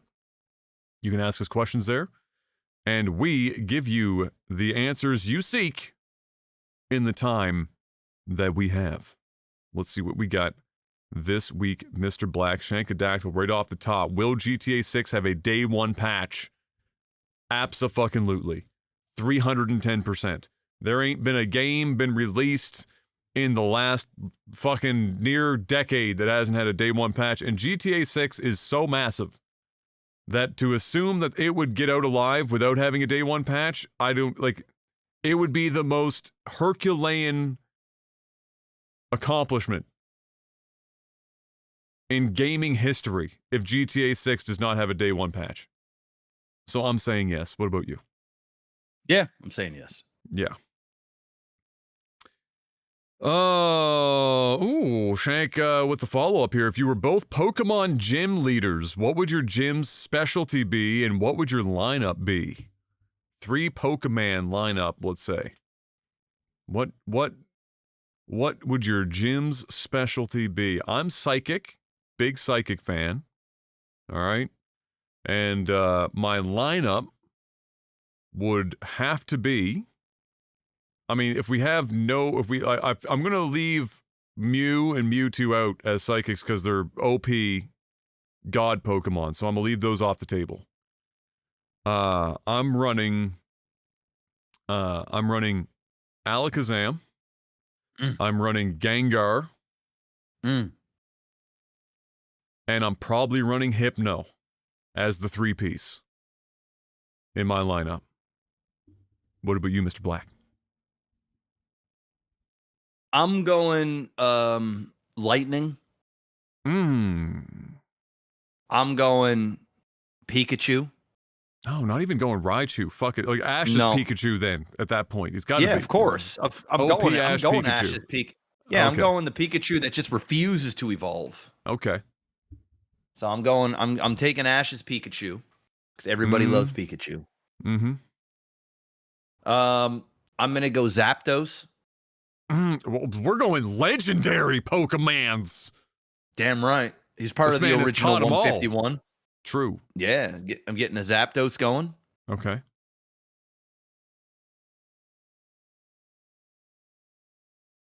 And I'm going for the memes. I got a Snorlax just chilling. You taught Snorlax a random lightning TM. He does electric TM. He does nothing. You know why? Because my Zapdos and Pikachu are getting the job done anyway. So he just sits there in the back, fat as fuck, big chillin'. That's fair. He calms the other Pokemon down. That's what he does. I like it. That's where I'm going. I like it. Roran asks, what is a game that you never thought you'd enjoy but surprisingly was a lot of fun? He said he played SnowRunner and he thought it was a surprisingly good time. So a game that I thought I wouldn't like and I ended up having a good time? Yeah, like you never thought that you'd maybe enjoy it that much, but then it turns out that you really enjoyed yourself. I mean, I kind of have to say Marvel Rivals, to be honest. Because I mean, it's not like I play a ton of games. True. I'm very picky. Yep. I knew I would like it to a degree, but I didn't think I'd like it this much. True. Fair. Yeah, seeing you playing it offline was my hint that you were in deep. For sure. I'm going to say I've got 2 and they're kind of related and in a similar vein as what Roran had here with SnowRunner. Farm Simulator was more fun than it had any fucking right to be. I'm just going to be honest. Some of the funniest clips on my stream have come from fucking Farm Simulator back in the day. And then The Hunter, just a hunting game, was a lot of fun. Now, I definitely thought I would enjoy The Hunter a little bit, but bad streaming game unless you're really into hunting because it is easy to get caught up in just being quiet and chilling and like parking yourself and getting in just waiting as you would in reality, chilling for the next thing to come across your sight line and doing your thing. So not great streaming material. However, I feel like VR with a game like that would be fire. It would be fire. That'd be very fire. Like you're literally walking in the woods and you're just like and you're seeing like you're in it, man. That would be pretty dope. Yes, 100%. I think that would be a dope time. And you know it's coming. Somebody's cooking that right now. I'll guarantee. But those 2, I would say, definitely on the top. I'm trying to think if there's like something else random more recently. I mean, I will also say Marvel Rivals. I didn't think I'd like it as much as I do. I mean, I haven't. When's the last time you saw me grinding a competitive game on ladder? Fucking never. Been a very long time. Like League of Legends was the last time that I did that shit. And so, fuck, it's been interesting. Yeah, I've been enjoying myself so far with it. So definitely that as well.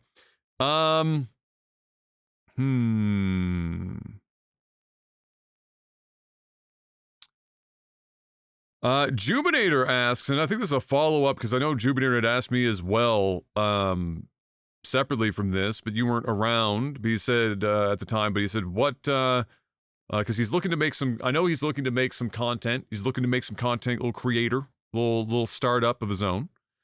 He wants to do it in the financial money, kind of a deal for his content creation. He's asking, what are some tips that you might have for creating valuable and helpful finance/money content? I mean, I don't know. I mean, it's just like making any content. Try and know what you're doing. Give your disclaimers. Unless that one needs a lot of disclaimers. Yeah, unless you're like a registered, accountant or something along those lines, right? Like, or a financial planner or something like that. I listen to quite a few of the finance people on YouTube, and I think the thing that I like the most is I like people that don't ramble too much, and they make a video about a specific topic and they nail it. There isn't these long-winded answers. It's to the point. Visually, I like seeing the actual numbers and stuff go on the screen because I just learn better like that instead of just hearing somebody say things out loud.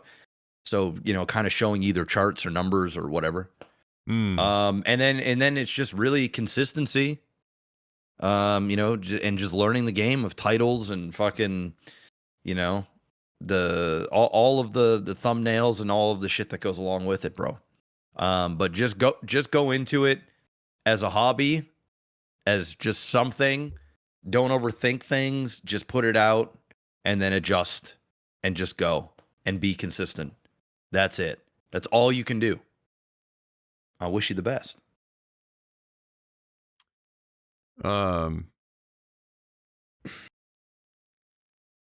Yeah, I think when he asked me, I said more or less the same stuff. I mean, the reality is that like anything, when it comes to educational content, you just have to find a way to make it entertaining. You have to get people's attention, and hold it. That's really it. Whatever it is that, like, whatever formula that you have that aligns with like your personal delivery, because everyone has their own delivery, how the personality tends to dictate to a degree how you deliver information or what you are like as a content creator in general, and then find ways of molding that into making it as an attention grabbing and holding piece of content. I think what I told them was, whatever you do, if you have a long form video,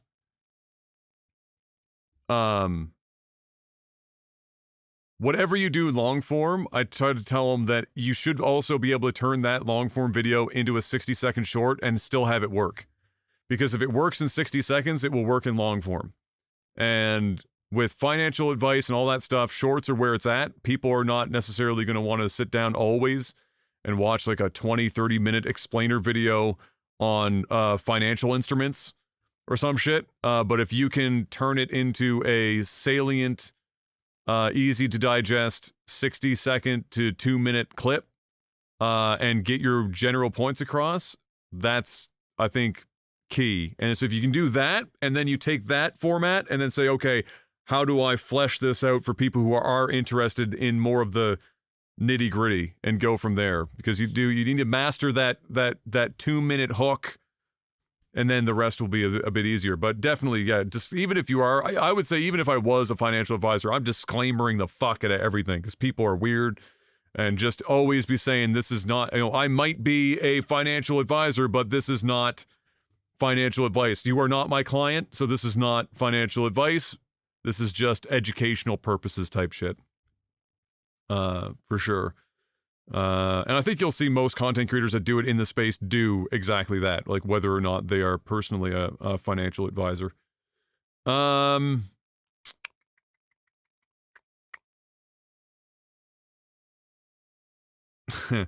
David asks, what are some tech hacks that you use on a regular basis to improve your efficiency? He said, I can't live without Bitwarden and uBlock Origin. Yes, for like advertising blocking. And then he said, also Mario Kart Live TV versus when. You got that once. We don't need to revisit we don't need to revisit that again. I mean, we could. We can make it a stretch goal. We do have a new sponsor coming here, and you know, True. I mean, it would be a pretty easy one to do. You know, true. We have the technology. We do have the technology.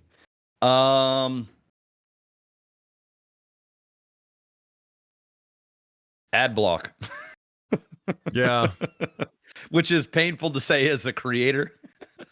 but it's just reality. It's just reality, bro. Ad block is I mean, the ads are just outrageous, bro. Like, you I mean, fair. like, I mean, fair enough. I mean, for YouTube, I actually pay for the YouTube Premium. Yeah, I pay for so premium. I don't get yeah. ads. Yeah, and it's so worth. Yeah. And the content creators still get paid even when you're using that. But if I'm surfing the internet, bruh, my ad block is on all the time, bro. Because if not, man, these websites are crazy. It's just oh my god, dude. It's just nuts. They've gotten way, and it's because they're expensive to run websites. It's the reality of it. You know, it's just, and so you know, if people aren't going to, it's hard to convince somebody to constantly be, you know, spending an extra X dollars a month on like some random fucking website. So eventually they just cram it full of ads, and it is outrageous now. Like I've gone off ad block for a second accidentally a couple times, and I immediately just like, holy shit, you're just getting, it's like the Las Vegas fucking Strip. Shit's coming at you from every angle.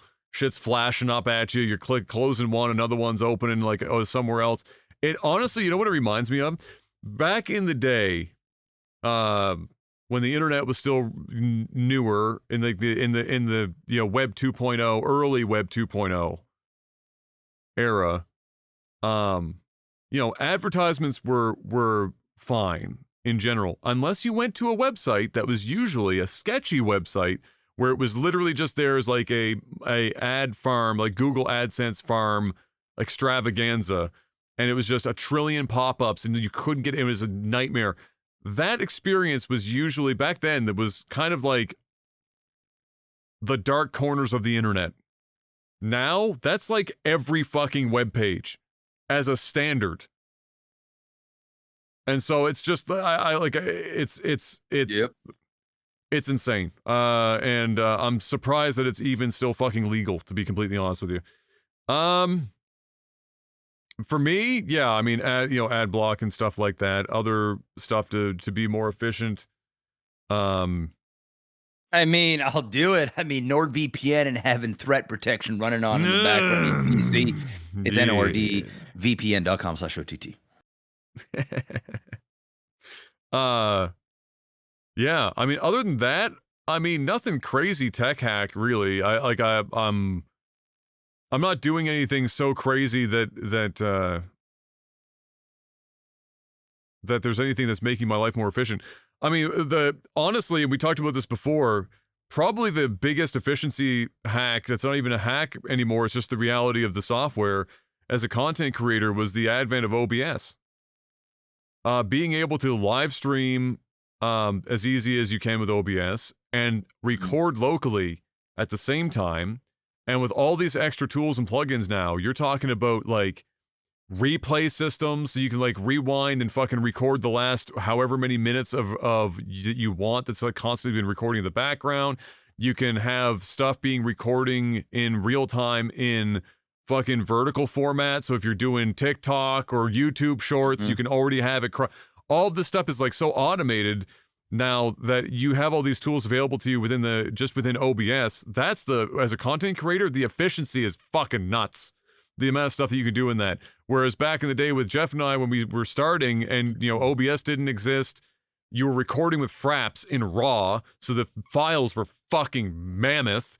And then you would dump that into Sony Vegas and spend an eternity like editing the shit just in a single format, and still have it likely black screen randomly throughout the video, so you had to rewatch every ounce of video you put out. Before you put it up, you had to watch the video in full just to see if like random black frames snuck in, and then you had to re-render the whole fucking thing. It was just a nightmare. All of this stuff being condensed into OBS and having this all be possible on the fly. That's the true efficiency in content creation now. This shit is crazy, bro. The time save is nuts.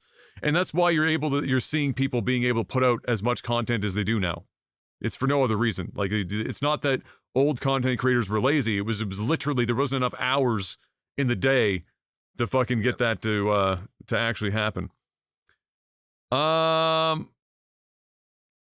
The Blainer asks, is there something that you put in your mouth and had instant regret? Well, there was a dick this one time. No. What have I ever fucking put in my mouth and instantly regretted it?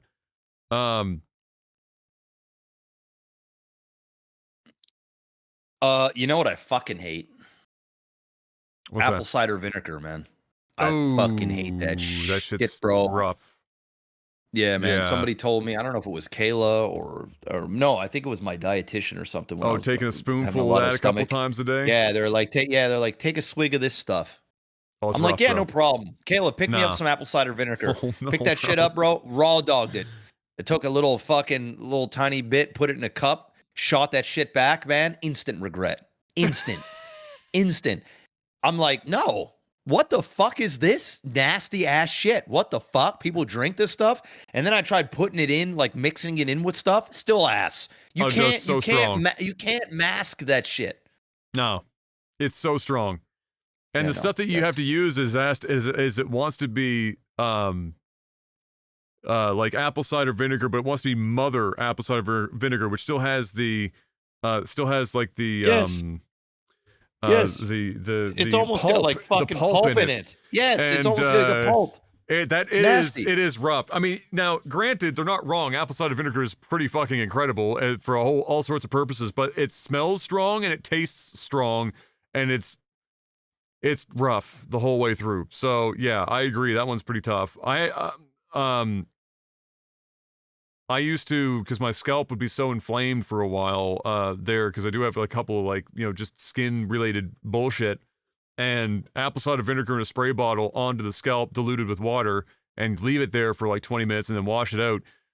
And you just smell like apple cider vinegar for the rest of the fucking day. You can't it, like, and they tell you, oh, it just eventually it dissipates. You don't smell it. It's bullshit. You smell apple cider vinegar. It's like garlic all day. Yeah, this is it. It's crazy. Good luck. Man.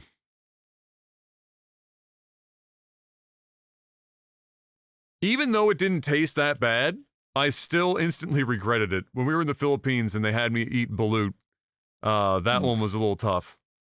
And it wasn't even like the bad one. This was like aged, so like it's not like there's no bird really going on in there. It's basically just like, it's 2 week or 3 week or whatever. It's like 2 week old. And so not the big one. And then Em had like because she prefers the older one, and she opened that shit up, and it's just bird hanging out in there. I was like, what the fuck is wrong? Who opened an egg up one day and said, this could be the next big thing in the Philippines? Why would you do that, dude? You all that shit, you could just eat the egg normally, not bird related. Why you got to do that to yourself? Yeah, so that was tough. It really didn't taste bad. It just, the thought is so hard to get over in your mind. It's tough. So that one was rough. Honestly,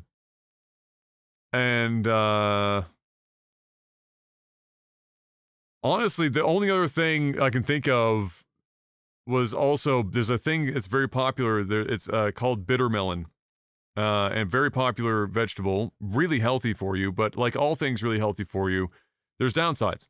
And the downside is it lives up to its name. The bitter melon is unfucking believably bitter.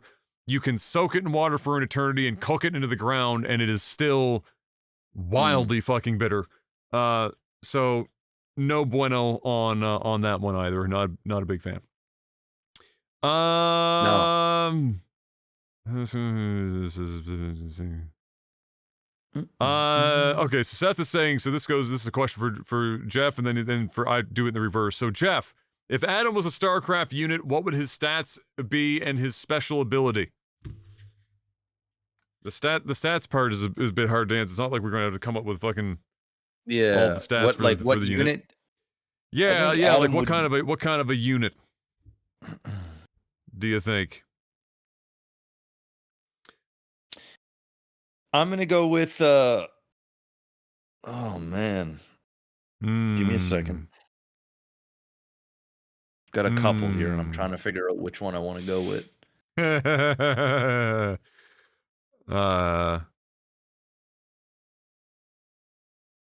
Jeff's a Dark Templar for sure, 100%. Oh, Not just because he's black, but dark. but that is I think 100%. I'm going Dark Templar. I'm gonna go. Oh man, does it have to be Protoss? No, Could be but that just Terran? obviously it could be anything. Yeah. I'm gonna go with a medevac, man. I think Adam's a medevac. Going with a medevac. I was expecting giraffe, to be honest with you. No. Although actually, a giraffe isn't a bad one. I didn't even think of that. I was thinking the tall joke Dude, was going to be bringing the giraffe. giraffe. The giraffe is a good one, bro. Yeah, You it's a might good have choice. I think you might have just switched my opinion. The reason why I was picking the medevac is I don't think you're an aggressive guy. I think you're a good support guy. Like even the games you play support. Yeah. And I feel like you don't want to be in the front of the action. You don't want to be the face of the action, but you want to be in, but you want to do it your way that you're comfortable with. Yes. And I think from like a physical standpoint, giraffe just works. I can see it. Technically, and, still a support you'd still be in the back in a line, weird way. support, Yeah. You know what? I'm gonna go. Yeah, I'm gonna go. I would say even giraffe. If I had to pick my own, I think the Colossus. Yeah, I think the Colossus is good. But the medevac was good too because like you could, you can fly in, save people. You can fly in and bring the troops in. You keep them healed. They hold you down. You hold them down. I feel like if you were a pilot, you'd probably be a pretty good one because you're like meticulous on things. Yeah, horrible eyesight for it, but otherwise, yeah. But I think giraffe is probably it. I think you're right on that. Yeah. Because you're still. Yeah. I think you'd be a good giraffe with thermal lance. Of course, you need the upgrade. Oh yeah, absolutely. Because if not, they're trash. Yeah, and even then, they're actually right now meta wise not it. They ain't it. No. Last one, I think. Let me just make sure that the Patreon app is not doing Patreon app related activities. Oh, and it totally was. Okay. Miyagi. All right, we'll save Miyagi's for Miyagi's out here. Miyagi has two modes: marry, fuck, kill questions, and existential crisis. That's the two modes that Miyagi lives in. That's got. Let's see. Oh, in fact, he's got both in here: existential and marry, fuck, kill. What do you fucking know? All right, there you go. All right, let's get this one down here. Mexbic asks, what is your relationship with chess? Also, on a surprisingly related note, what's your take on anal beads? Oh, right, because the anal bead scandal in chess. I know what he's talking about. Oh, yes, I heard about that. Yeah. So I know how to play chess. I understand chess. Mm-hmm. I learned chess when I was a kid, even before I met Adam. And I remember it vividly because it was also the first time I smoked cigarettes.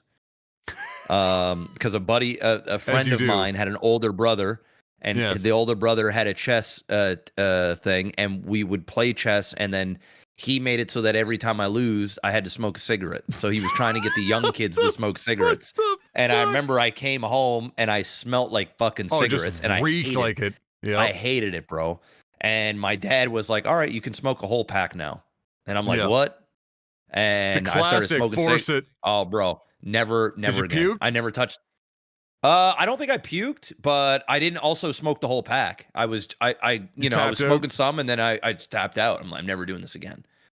So yeah, that was pretty much it. But I did actually learn how to play chess from that guy. funny enough. And I got decent for a kid. Mhm. And funny, I actually played a bit of on chess.com like maybe a year ago or so. And I played probably like 10, 15 games. And I was winning some games, but my elo is garbage. And pretty much anybody that is competent chess player would beat me. But I do understand the rules, and I do like the game. So, Mm. yeah. Yeah, I also know how to play chess. My first exposure to chess was finding remember that bookshelf, that maple bookshelf that was in my room for the longest time, that we stored the games in, and whatnot, in my room. Jeff, do you remember that one? That maple shelf that was as tall as the Yes. fucking wall? Yes. Okay. Yes. So in that, when I was younger, at the bottom, for whatever reason, there was an old folio thing that was like, had this cover on it, was about chess, whatever, and I opened it up, and it was an old school project that my dad had done in like high school, where he had to do an explainer of the game of chess and then also explain popular openings, some chess history, the whole 9 yards. And so my first exposure to chess was finding that and reading through it, dad's old high school like fucking thing. And I can't remember it anymore, but I do know that in that book, he explained the fastest way to win. There's a very specific set of moves that obviously requires your opponent to make some specific moves, but like it's like a 3 or 4 move victory more or less. And I remember reading that, and then I remember when I first started actually playing chess with a cousin of mine in the valley, in the summer months. They had a really nice old chess set, and we played a lot of chess on that. And I remember using all this stuff that I learned in dad's old high school fucking like folio thing. Nice. And you're getting the wins in. Yeah. I like it. And but I honestly, I don't think I've played chess I actually played chess in probably fucking 20 years, honestly. I haven't touched it. I know it got real popular for a lot of content creators to suddenly pick up chess with, as some of the more well-known chess people became content creators on the side to some degree. Yeah. And then you had like the rise of like some content houses taking on chess players, like the Botez sisters and shit and whatnot became like this big thing for a while. But I never really like jumped back into it or whatnot. But I mean, I like chess. Chess is fun. I never really fully engaged with chess anymore for the similar reason that I don't engage with StarCraft. Is that chess is what you would call, for all intents and purposes, a solved game, right? Just about every viable opening and counter to every opening within reason has been discovered and played. And the top chess players are usually those who have outright memorized as many of those and the defenses for those as possible, and the permutations and combinations of those, like Magnus Carlsen and whatnot. Just these guys just have all this shit in their fucking head. That kind of game has never been interesting to me, because I feel like I'm doing something that somebody else has already done, countering something that somebody else has already done. I prefer games that involve a little bit more creativity, or have so many permutations and combinations that memorizing them is no longer really viable, and you're forced to be creative. So Go instead of chess is something that, like, I bought a Go board and everything else, and I still plan on at some point pulling it out. I bought it during the pandemic, and Em and I thought about sitting down and learning how to play Go. Go has so much going on that you can and you should memorize popular openings and strategies, but at the end of the day, the ebb and flow of it and how much is going on necessitates some level of creativity. And chess doesn't really have that, and so it's not interesting to me in the same way that other games are. StarCraft 2 now in 2025 is a by and large solved game, to the point where a silver player is hitting timings that are within 5 seconds of a grandmaster. So like, because everyone knows the builds, and it's mechanical skill separating those two players by and large, because everyone's using more or less the same builds. Pro players will occasionally, less and less as time goes on, because the game has less and less to be creative with, will come out with a new build, and it breaks the system. And everyone's like, fuck, how do I fucking, and then the game is unsolved to some degree on a professional level for some time, and it leaks into the ladder in various forms, and then it's solved. But the frequency of that is less and less frequent over time. When I was playing StarCraft originally, when it first came out, StarCraft 2, obviously it's brand new. Not everything was solved yet. You could still feel like you were being creative. Yes. Well, I think a lot of it has to do with as well is just the lack of patches and the lack of balancing and changes fundamentally with the game. I'm not saying it's the game's problem or fault, but it's just the reality of the situation. I know I know what you're saying. And so like, part of me would like to play StarCraft again, but the deterrent, other than just the stress of playing it, is I don't want it to be about, I'm going to go watch Pig explain or play 5 different openings for each race and memorize them, and then have a notepad that has probe at fucking 20 and pylon at whatever, and do that repetitively. I mean, you don't have to do that, though. I think the build order stuff comes when you want to take your play to the next level, where you want, as I feel like there's a place. I mean, I've been playing a bit of random, and I'm not a Zerg or a Terran player, but I understand the game, right? It's kind of like a chess. Like, you can understand the game, but I can still make it the diamond free, just basically freestyling. You know what I mean? But if I want to get into Masters, you have to learn builds. But I know exactly what you're saying. Yeah. And I get it. Yeah. I trust me. I get. Yeah, I get it. It's not the game's fault. Yeah. It's the nature of the beast, right? And and we see it as casters, because over time you get to a point where, as casters, you see the first 45 seconds to a minute of any given game, especially if it's pro, and you know the story beats relatively accurately for the rest of the game. It's just like how do the only thing that changes is when the armies come together, who gets a slight upper hand, and that changes the outcome this micro fucking tiny little bit. But also, it also depends mechanically. I think in the lower leagues it's different, but when you're at the very top of the top and everybody knows how to properly position micro, macro, it's very formulaic for sure. Yeah. There's no doubt about it. Yeah. Yep. It is what it is. So that's it. It's not, and I know somebody was taking exception to me saying that chess is solved. I'm just saying that it is a largely solved. It's a largely solved game. Yeah. I think most grandmasters would agree that it is when you're talking about games that are solved to a degree. It's not that it's 100% solved, but it is a substantially solved game. The fact that most people are memorizing all of these openings and defenses is for that exact reason. It's because it's portions of the game have been solved.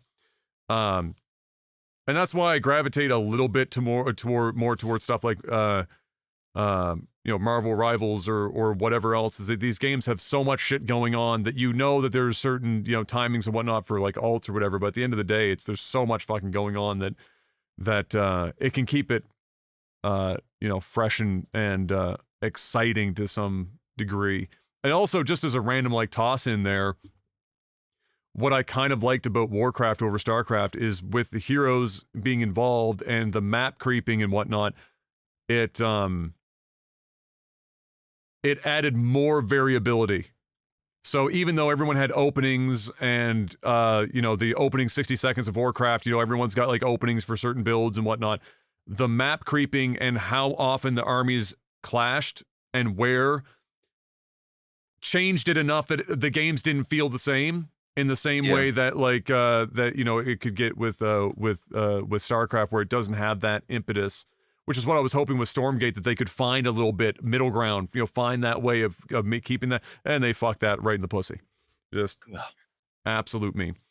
All right, let's get to Miyagi, bro. I'm not doing I'm not doing another 3 hour, bro. No. We got to get this other stuff done. Let's see here. Okay.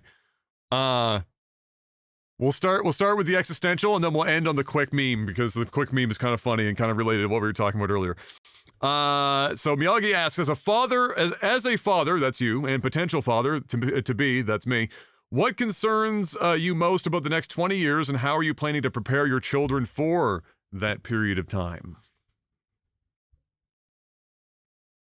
Miyag's a father himself of two young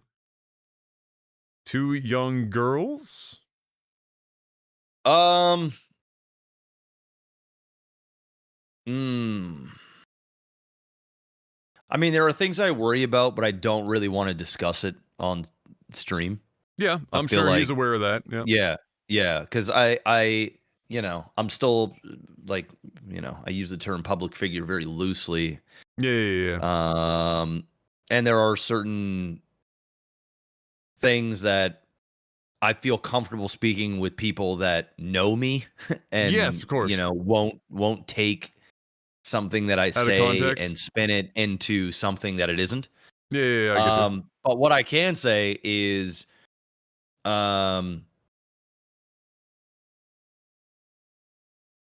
outside of a couple of things that I don't really feel like, that I just won't discuss, because of the climate we live in. I will say I'm more focused on my own family, opposed to worrying about what others are doing. I don't know how else to explain it. No, that makes sense. I feel as though there's so much shit on fire, that I can't control any of it. Literally, I can't. But I can control, to a degree, what happens in my own house. Yeah. And what things my son will digest, so to speak. And I'm pretty hardcore about it. Yeah. I'm pretty hardcore about it. Like, I'm a dad that, like, will go to the school and I'll see what the fuck my kid's learning. And I will see what's on the walls. I will speak to the teacher. I want to get to know the teacher. I want to get to know the principal. I want to, like, I don't need to know them intimately, but you can see, I'm just very, I wouldn't say I'm obsessed, but I'm very protective. Just because I understand how much children can be influenced, and if you don't have a proper foundation at home, because at the end of the day, it's my job. I don't want other people raising my son. I want to raise my son, me and my wife.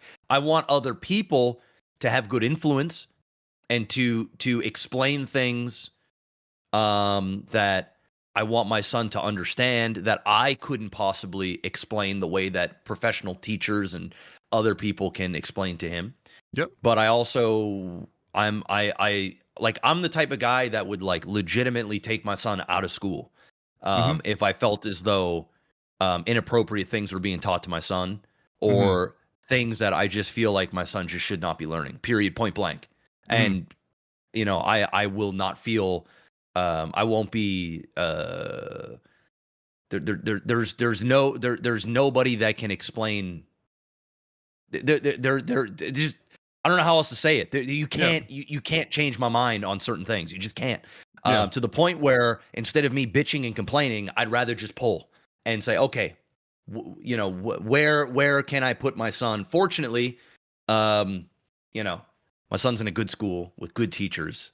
And is surrounded by, like, even just the schools that I was brought up in, I would not feel comfortable with my son, being in some of these things. But at the same time, I also don't want to shelter him. He also got to understand that, not everybody thinks the way that you think or the way that I think. And that's not necessarily a bad thing,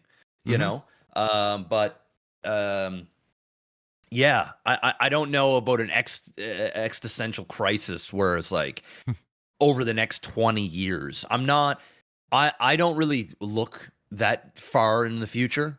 My time horizon is usually 2 to 5 years is like, typically as far, because I just don't know nobody knows, right? So I don't really think, and I don't really think in doomsday scenarios either. I'm not one of these like, doomers. I have moments of that where I'm emotional and I'm like, man, this is all going to shit. But I usually get out of that mindset pretty quick.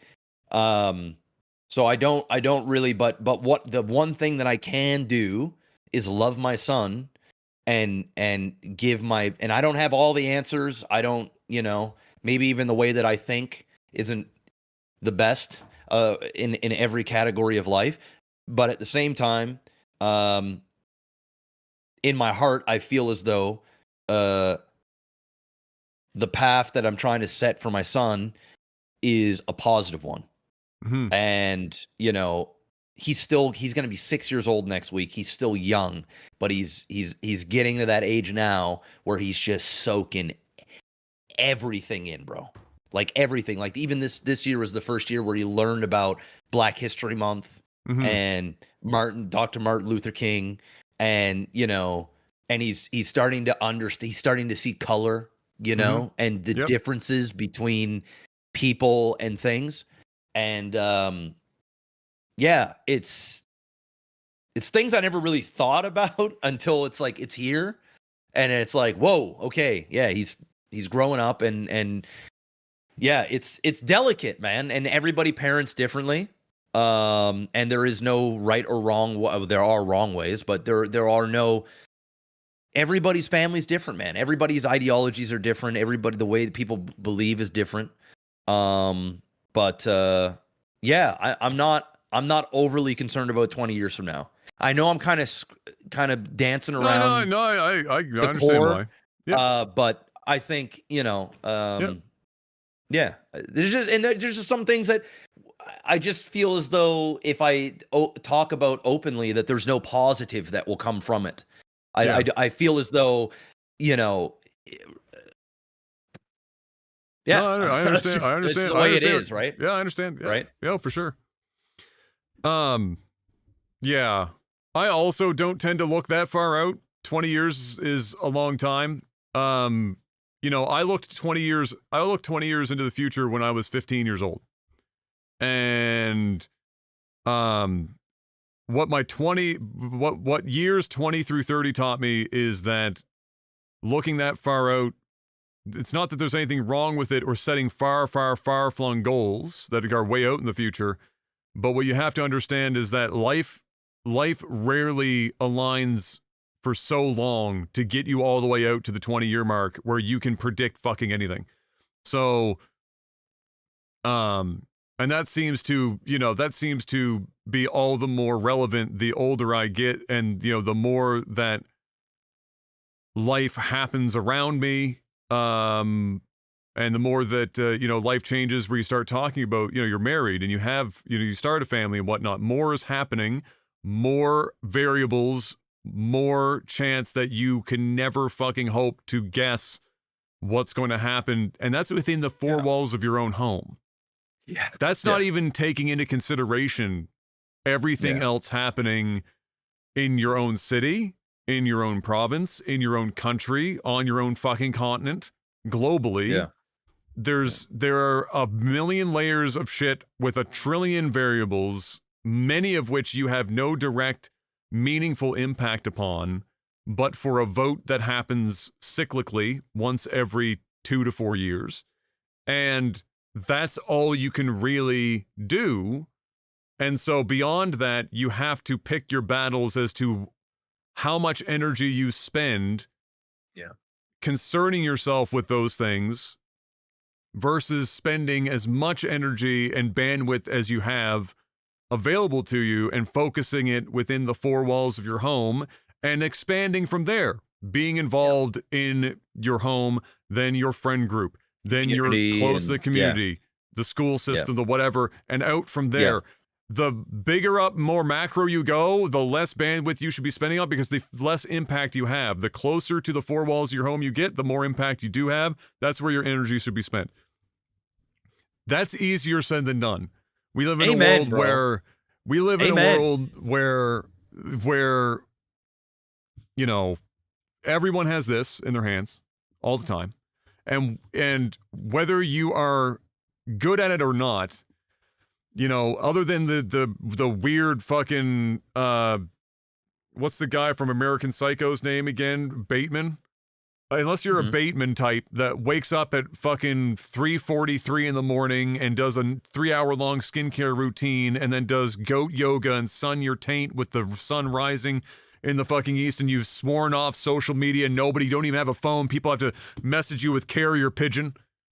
Like, unless you're one of 3 people on Earth that do that, you are exposed to infinitely more information and news than anyone in history previous to you, in ways that the human mind was never fucking capable or meant to digest, I'm convinced.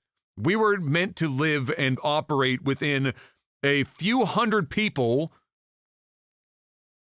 Stop there.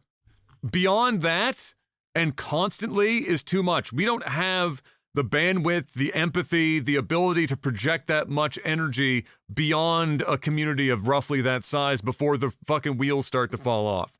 The burnout sets in, the doom and gloom, the whole 9 yards, because when the world is as small as it is now, thanks to the internet and social media and otherwise, and even with equipped with the knowledge that not everything you see is real, and just that by itself, the amount of vetting that you need to now do to be like, do I even need to be concerned about this thing that's happening over here that I've now seen, or is this just an exaggeration? Is this something that is being manipulated? Is it not manipulated? Is it real but exaggerated? Is it unreal entirely? All this shit that's going on, it's constantly pumped in front of you, and it's only getting worse. Now we have AI entering the fucking scene. And we have state actors around the world wielding AI now for the first time. So all of this extracurricular stuff, even though you might want to, on an individual level, be able to emotionally be invested or even just thoughtfully be invested, to be able to speak about it around the Thanksgiving table when Uncle fucking Bernie goes off the rails and crashes out on his 58th Miller Lite as he eats his dry fucking white meat turkey. You need to be able to understand that it is too easy to be unhealthy with that shit, and you have to be able to keep it more to home. And so I agree with Mr. Black on that front without question. I treat it very much the same way. I am really, really bad, however, at not analyzing everything that I read anyway. My brain does that by itself. The moment my eyeballs lay fucking glance at some shit, it's all it takes. And I'm fucking running every goddamn Doctor Strange, how many fucking universes are we in before this one happens type fucking shit, and it doesn't stop. And anyone who watches my streams can see that. Somebody will come in and say something or whatever politically that's going on, and it will start fine, and then before you know it, 5 minutes in, I'm giving you a fucking TEDx talk where I'm screaming into the microphone over the asinine bullshit that's happening, and I'm full-blown like crash out mode, and a game hasn't been played in 3.5 hours. I can't stop myself. So I know how difficult it is and how unhealthy it can be. And I try, and that's with me trying not to do that shit. There are a lot of people out there who maybe aren't aware that that is a behavioral pattern for them. They get overly invested in it, and it completely takes over their life. And if you're bringing a child into that environment, you need to be extra fucking careful about what's going on. So for me, while I'm not looking fucking 20 years in the future, my ass could be in the ground in the next 20 years. Fuck if I know 20 years going on. But 5 years from now, I think of it like this. If this is the thought that passes through my mind. If we have a kid this year, then they go into their first real, not daycare, but like preschool, but honest to God schooling experience let's say 7 years from this year, because they'll be 6 years old or 5 years old or whatever at the time. You can do pre-primary and start, depending on their at 4. birthdays and shit. Yeah, we've got all sorts of stuff now. But like their real school, let's call grade 1, like 7 years from now. Like what my son's in right now. Yeah. Yeah. I mean, he's in primary. He's not even in 1 yet. Yeah. So that's like so I think that, like, where am I there? What is going on then? How do I want to operate there? Technology moves so fast that I could come up with a plan today, and in 7 years from now, it is a completely fucking useless plan. Like, AI is now in the picture 7 years from now. What the fuck does 7 years from now look like on the internet? The internet has dramatically changed in the last calendar year. Yeah. It's not, Twitter or X is not recognizable to me anymore. In 1 year. And it's not because Elon walked through the door with a physical sink to make a bad joke because he wants to be a stand-up comedian so bad. It is because it is crammed full, like the rest of the internet, with bot-generated content, and it's getting better and better at disguising itself as bot-generated content. Zuckerberg just openly admitted they're backfilling content on Facebook with AI fucking botted content at the top of the chain. That's not even some dude in China with 47 phones tied up on fucking Elgato fucking mic stands, gold farming shit and whatever. This is the company. So in 7 years, what the fuck does the internet even look like in 7 years? And how do I navigate that as a parent? What bothers me a little bit is that for the first time this year, and this is somebody as a millennial in our age bracket that got the pre-internet, internet, and internet 2.0 and now 3.0. We've seen it all. We've been there from the beginning. We've experienced, we were the test bed for all of this shit up through. We got past it old enough that we're no longer the test bed, but we can watch them test bedding the younger generation like they did to us. But for the first time ever, this year, I felt like I finally am starting to lose grasp. I'm not with it. Not in the, I'm not cool and hip and fucking with, but in the sense that I'm officially at a point where there are aspects of the internet and how people are interfacing with it and what those outcomes are likely to be that I don't fully understand it anymore. And before now, I was very confident. It's like I had a kid, I'm 36 now. If I had a kid when I was in my 20s, this is easy. But we've gotten to a point now where it's like shit's changing so fast, I can't know everything anymore. When I was in my 20s and even only 5 years ago, I felt like I knew everything. For the good, the bad, the ugly. Now I feel like I got blind spots. And 7 years from now, when it's going to be most pertinent for me to not have blind spots so that I can guardrail to the best of my ability my child or children, let's hope child, through whatever the fuck that internet is. Here comes the twins, bro. Fuck. Oh, fuck. Right? That scares me. That's what concerns me, is I now have blind spots that I never had before. And the blind spots are multiplying because the shit's changing so fast that even if you are working in it right now, people are getting in and losing a job because their shit is becoming fucking out of date faster than people can get through the degree in university to get the job in the first place. We're there. So that's the shit that I think about. How do I navigate it? I don't know. I'm going to have to wait until the day comes because it changes too fast. It would be a waste of my time to sit here and be like, all right, the kid's going to have 30 minutes of FaceTime on the or screen time, whatever the fuck, and they're only going to be able to use. Yeah. The fuck 7 years from now. So for me, I focus more about the more soft skills, the how I can help them discover how they best learn when they're in school.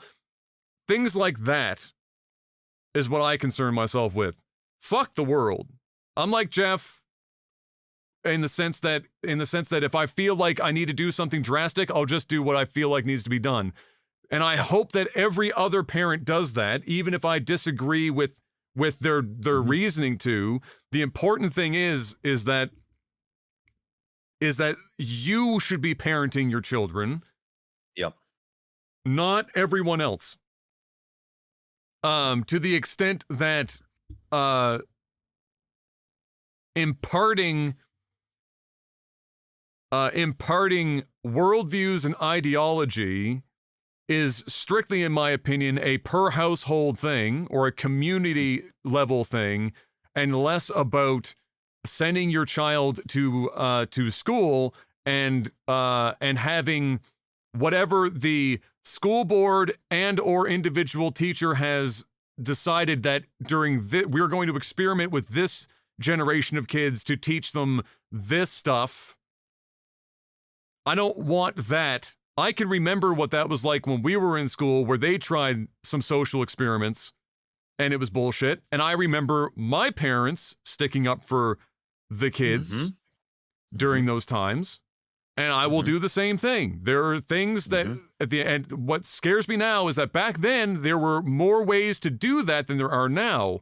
And I'm hoping by the time my kids are back in school, the pendulum has gone in the other direction, where we have those systems back in place. We don't have really school boards anymore in the traditional sense. The people that are administrative have barely been teachers, but they're telling the teachers what to do and how to do it. The teachers have more work than they've ever had, with more kids than they've ever had, with less time to do anything properly than they've ever had before. And it's making the education system suffer here. There are a lot of those things, but I can navigate that. And that's fine when you get there. The rest of the world shit, whatever the fuck our neighbors down south are doing at that point, probably just everyone is probably on bath salts in 7 years from now. I don't fucking know. Like, the whole country's just on ketamine, bath salts, and fucking meth. I don't know. But right now, all I can do is control what's in my own four walls. What can I do to better myself financially here and weather this storm? What route can I go? What industries am I going to go in to deal with stuff that I have no control over? And that's all I can do. If you think too much about what's outside of your control, you go fucking crazy. And when you bring a kid into the world, you can't be in that mindset. You got to be dialed in. You don't want to be the crashed out parent that is too busy, mentally tied up, that they're not noticing what's going on in their own kids' lives because they're too mentally fucking tied up with what's going on everywhere else. So that's what I get tied up in, personally, with my kids. But 20 years? Fuck me, dude. Is the world here in 20 years? I don't know. Maybe we're fucking glassed over the rate this shit's going. But I can't even imagine. 7 years is already hard, let alone 20. Last one, also Meogs, it's a Mary Fuck Kill. Anthony Mackie, because you knew that was going to be in there. Anthony Anderson, Alfonso Ribeiro. I don't even know who Anthony Anderson is. He's Anthony Anderson, the comedian. The black dude, the guy, the other guy with the gap. Yes, the other gap guy. Yeah. All right, so, and what was the last one? Anthony Mackie, Anthony Anderson, and who? Alfonso Ribeiro. Oh, Alfonso. It's not unusual. Yeah, I'm gonna go with I'm marrying Alfonso Ribeiro. That dude is the most stable of all three. I'm a fuck Anthony Mackie because I'm gonna be honest, he looks a little feminine to begin with. And then Anthony Anderson is gonna go away. I'm sorry, Anthony. I'm sorry, bro. Yeah, Anthony Anderson, you're dead, brother. You're dead. You did. Oh man. Yeah. Shit. I'm not sure if I can fuck Alfonso. Then again, if you're marrying him, you're fucking him anyway, right? Yeah, but just less frequently. I suppose you could have a sexless marriage. Yeah. Alfonso's caked up, bro. He knows how to dance. He is caked up. He is caked up. I feel like Alfonso would be fun to be around. Yeah. So I'm gonna have to marry Alfonso. And yeah, I'm fucking you, Mac. Nobody said you were ugly or anything, man. And when we're done fucking, I'm telling you to go to the kitchen and make me a sandwich. Yeah, and when I'm fucking you, keep the goggles on. I don't want you to look at me. The goggles stay on. I want nothing but goggles. Yeah. Oh my God.